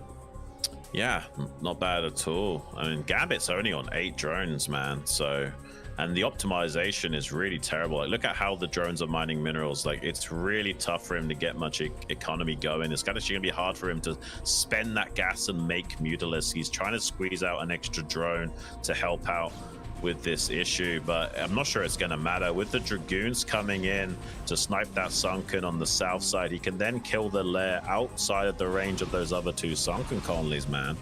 Marwin trying to come out and help as much as possible with another force of biomech making its way across the map. Zyky's got 8 mutas to 4 of Gambit, but now he's got a 5th muta. Some Scourge in the air as well, going to help zone out for Sziky to maintain air superiority. Scan trying to get an angle to come in here and snipe off that tank, and at the very least forcing sieges and keeping the Terran more or less stranded in the center here, while Scan goes to town on this main base of Gambit. But there's just barely enough Dragoons from Gambit to start to overpower those Dragoons now. Yeah, he's barely gonna just overpower these, but the spore is super low, so he can just kill the spore. I think he can kill the spore, and then the Zerg player is dead.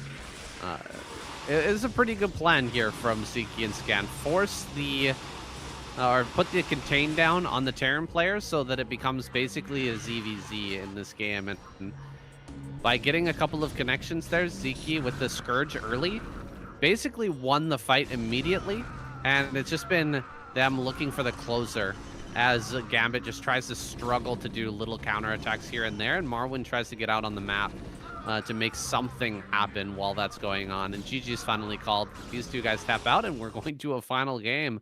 Nice. Awesome, guys. We get a game number 5 here in this awesome series. Super sick series. It's been really back and forth the entire time, and really high level play from all 4 players, man. I'm really I feel blessed to be able to see some craziness like this, because it's rare that you see a high level 2v2 that's also back and forth. Usually it's one team that's clearly better off. Oh my god, we're getting a fellow. This was a really old school 2v2 map back in the day on IC Cup. Kind of happy that we get to see it here today. I mean, there's a lot of maps that I haven't seen in so many years, man. This is going to be fun.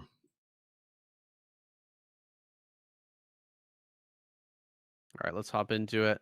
Let's get it going. Our final game of the night, guys. Here we go.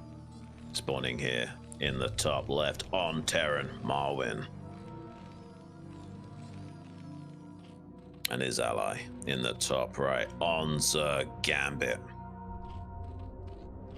And they're going to be facing off down here in the bottom right on Protoss Scan. And his teammate in the bottom left on Sziky.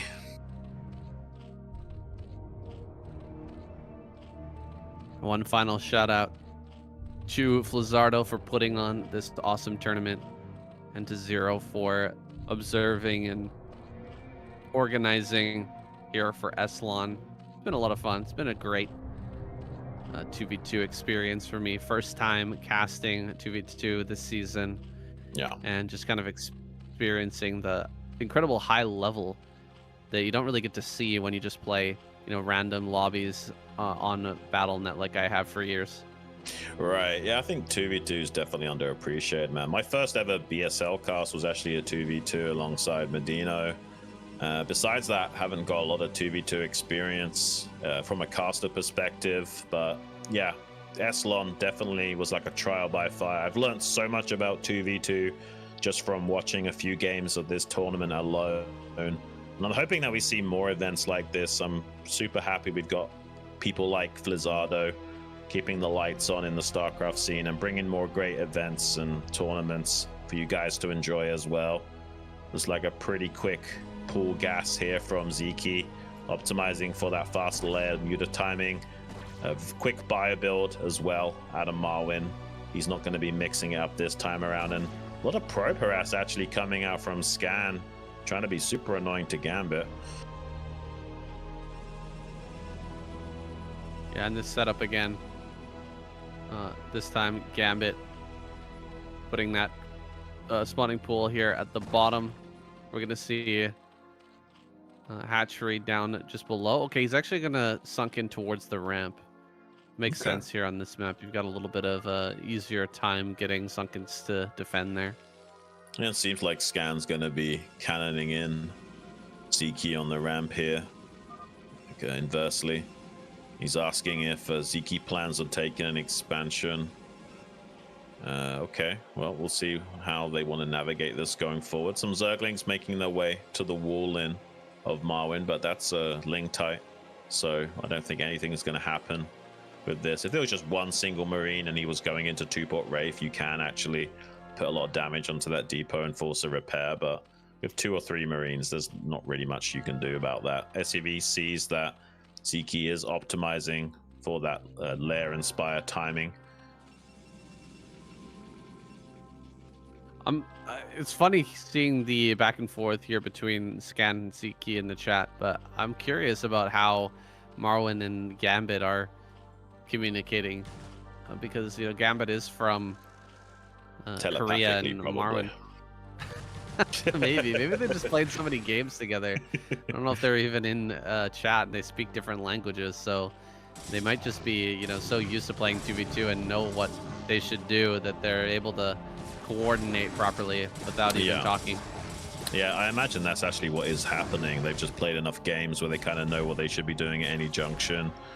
Okay, Zealots get a bit of a run by And this Sunken doesn't cover the gas or the mineral line very well at all. So these Links have to trade well against these Zealots. Micro's back the low HP Zealot well. So he does trade off quite a lot of Zerglings. I think he'll still be okay. And seems like Scan is going to cannon the expansion of Sziky to allow him to get ahead of the economic curve of this game while rushing into Spire still. That's going to help them out a lot the longer this game goes on. But Scan also will have to start to make cannons on his own ramp to deal with the bio timing of Marwin. Well, this is pretty annoying. Zealot gets here into the main base now, can go after the gas or just try to hit these drones. More Lings gonna run by as well. So yeah, this is pretty frustrating to deal with. Looks like Marwin will be brought up to try and help out, kind of save Gambit in this situation, because the longer he's delayed from mining, the worse it's going to be when it comes to this CVD. Yeah, this is a lot of damage. I mean, it's indirect damage, but it's still damage. It's disrupted the mining so much here from Gambit. He's not going to be that strong in his Mutalisk production as a result. And this is just one hatchery production, don't forget. Sziky's going to be going up into double gas, double hatchery production. Gambit could be in a lot of trouble and fall behind the curve too much that he'll end up just being a supporting role for Marwin. This is going to be a much more traditional 2v2 setup where he's just trying to help out Marwin as much as possible, and the Terran's going to have to do a lot of the heavy lifting. Seems like Scan is going to transition into a 3-gate goon from this point onwards. Guys relying on Sziky for the time being for his air defense. While he's defending the natural of Sziky with his cannons. So Biopush can't really attack into Sziky, and Mutas can't really attack into Scan here. And so what is the plan? Where are Marwin and Gambit to go at this point? Maybe try to bust open Scan at his ramp. There's only two cannons here. There's quite a few Lings, and there's going to be a lot more bio coming up here in a moment. So he can just kind of try to ram it up the ramp with a bunch of Mutas to tank these cannon shots. Maybe it's possible to win here. But if they don't bust Scan right now, Sziky is going to take off. He's going to be absolutely out of control here in a moment. Yeah, they kind of have to break Scan to win this game convincingly. They have got quite a lot of forces to do so. He has to probe drill the ramp to have any chance of holding this. Pretty good micro from Sziky, but there's still a little bit too many bio units. He's sniping down some of the probes as well, is Gambit, to try and siphon off as much of the Protoss economy as possible, so that even though the bust won't be successful, they'll slow down Scan ever so slightly. Just 15 probes to the 21 SCVs of Marwin. But Sziky is doing fantastically comparatively to Gambit. Gambit going to try and just pounce on top of that cannon to open up the main mineral line to force Scan to be pinned back with these Dragoons, so he can't come out onto the map with them so much and keep challenging this Bioforce out in the field, so that the Zerg and Terran can work in conjunction a lot easier than Sziky and Scan can. At least for the time being, it's going to be a while before Scan can restabilize and start to move out with those Dragoons. But Sziky has such an air advantage over Gambit that it might not matter. Yeah, the moment that they take this pressure off of Scan, Sziky can go and just kill Gambit in the air back at his base, right? There's no spores. Gambit is kind of all in. Okay, he's actually got one spore. He managed to slip that one spore out, but you know, that's not really going to matter if there's 11 Mutas coming across the map to actually kill. So they got to keep this pressure on. Otherwise, yeah, like I said, Sziky will go over there and just end this game. Gambit has to... Oh, he's actually going to go for the main. That's kind of a crazy play. There's going to be a ton of Scourge and Mutas out here. Is he going to end up losing everything? He's trying to track down the drones right now, but he's going to run into Scourge and Mutas and potentially lose the majority of this force. He actually does a pretty good split and gets out of the range of those Mutas, so he doesn't really lose a whole bunch of stuff. So Gambit kind of playing to his namesake and going on these little Gambits to try and slow down Sziky. A lot of lost mining time there, and he gets away with most of the Mutas still living. Maybe if the Bioforce can do well against the Dragoons on the ground, as well as support against the mutas of Sziky, there's a way of turning this game around. But Sziky working in perfect unison with Scan right now, completely eviscerate that bio count in the center. Gambit has done a good job of building up a decent size of air forces with pretty much the bare minimum. He's got 5 drones on minerals, 3 on gas, which is what you need for constant muta production off of 1 hatchery. So he's doing a pretty good job of supporting the Terran player, but the Terran is not trading so well against Scan at the moment. Well, they trade overlords here, but this is so much worse for Gambit because he just doesn't have money to replace these overlords at all. He's gonna have a very hard time opening up any supply, and in the meanwhile, the Mutalisk war has already been won, I believe, by Sziky.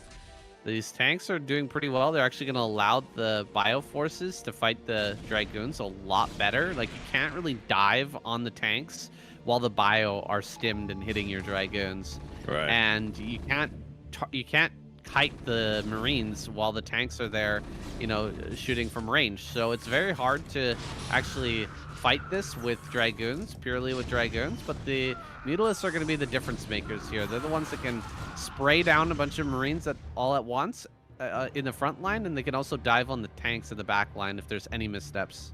Yeah, it seems like Scan is cutting Dragoon production ever so slightly so that he can squeeze out maybe some more tech buildings as well as a few more probes here.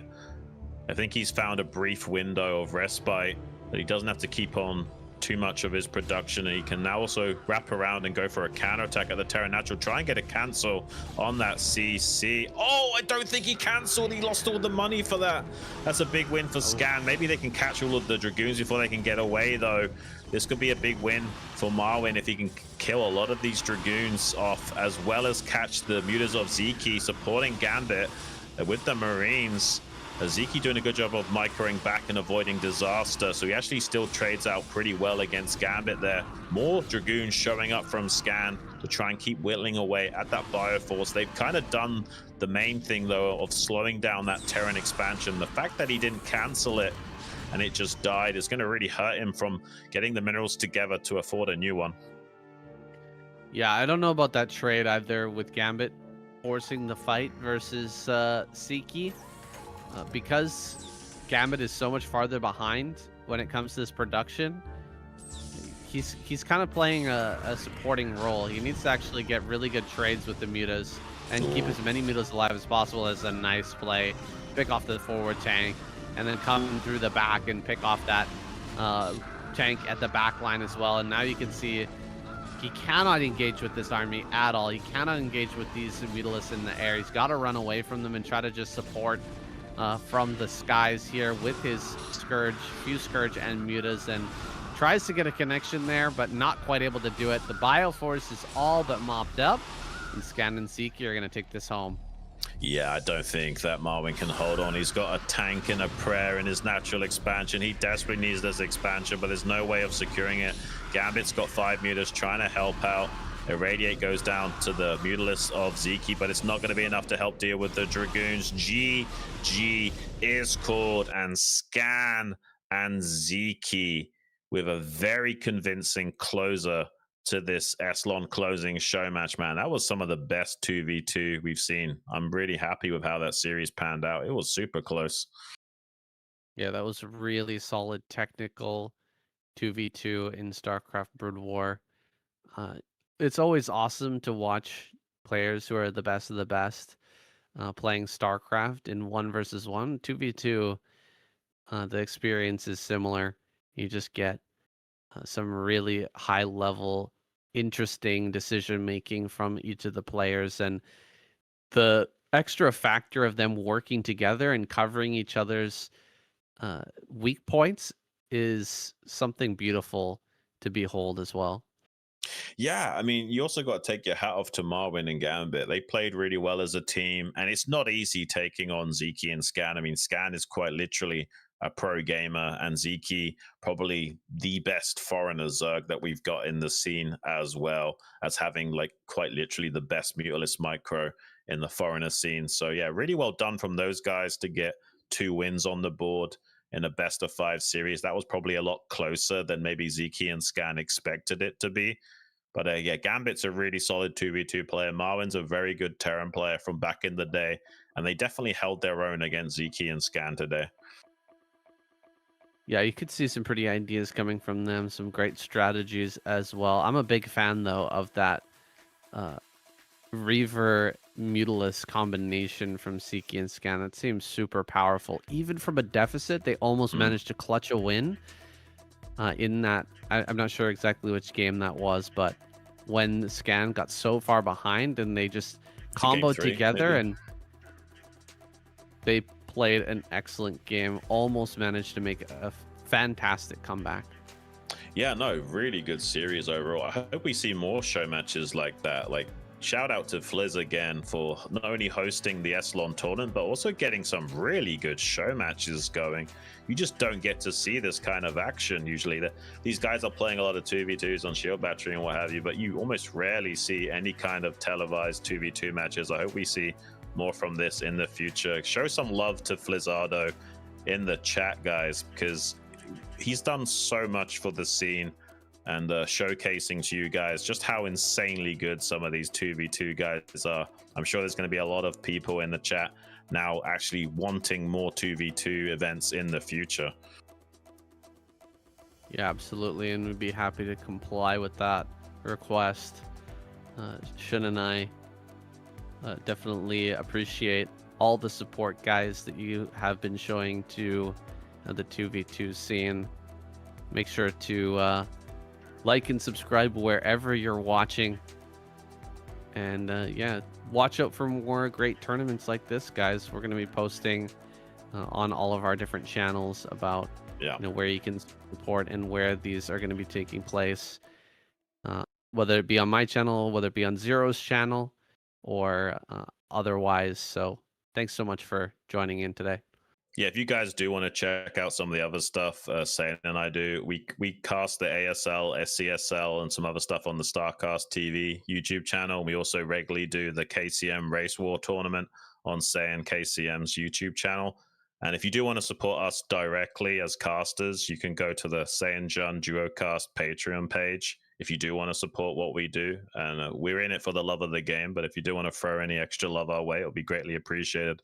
We appreciate being just able to bring you guys StarCraft action for as many years as possible.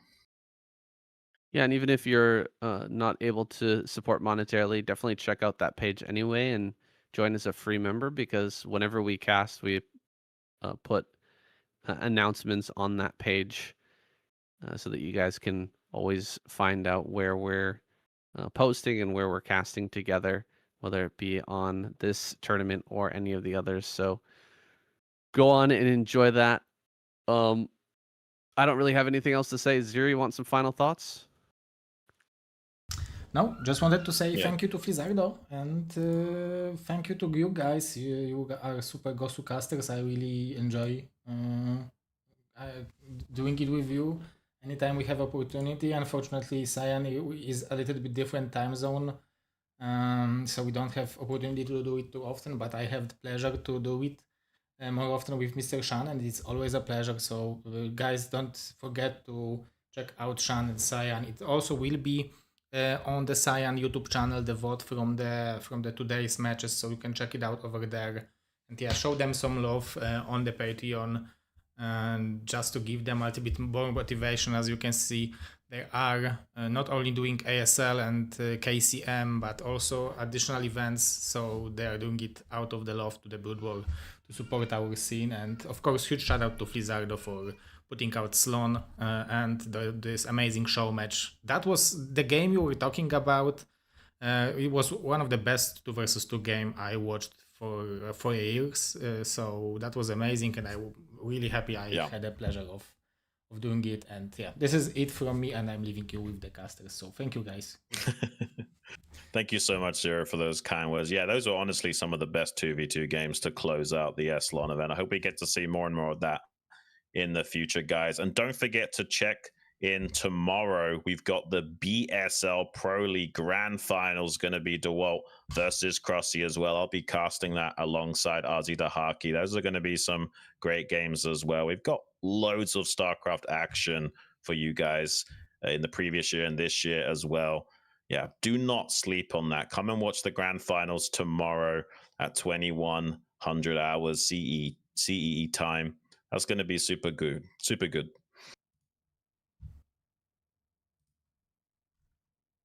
Okay.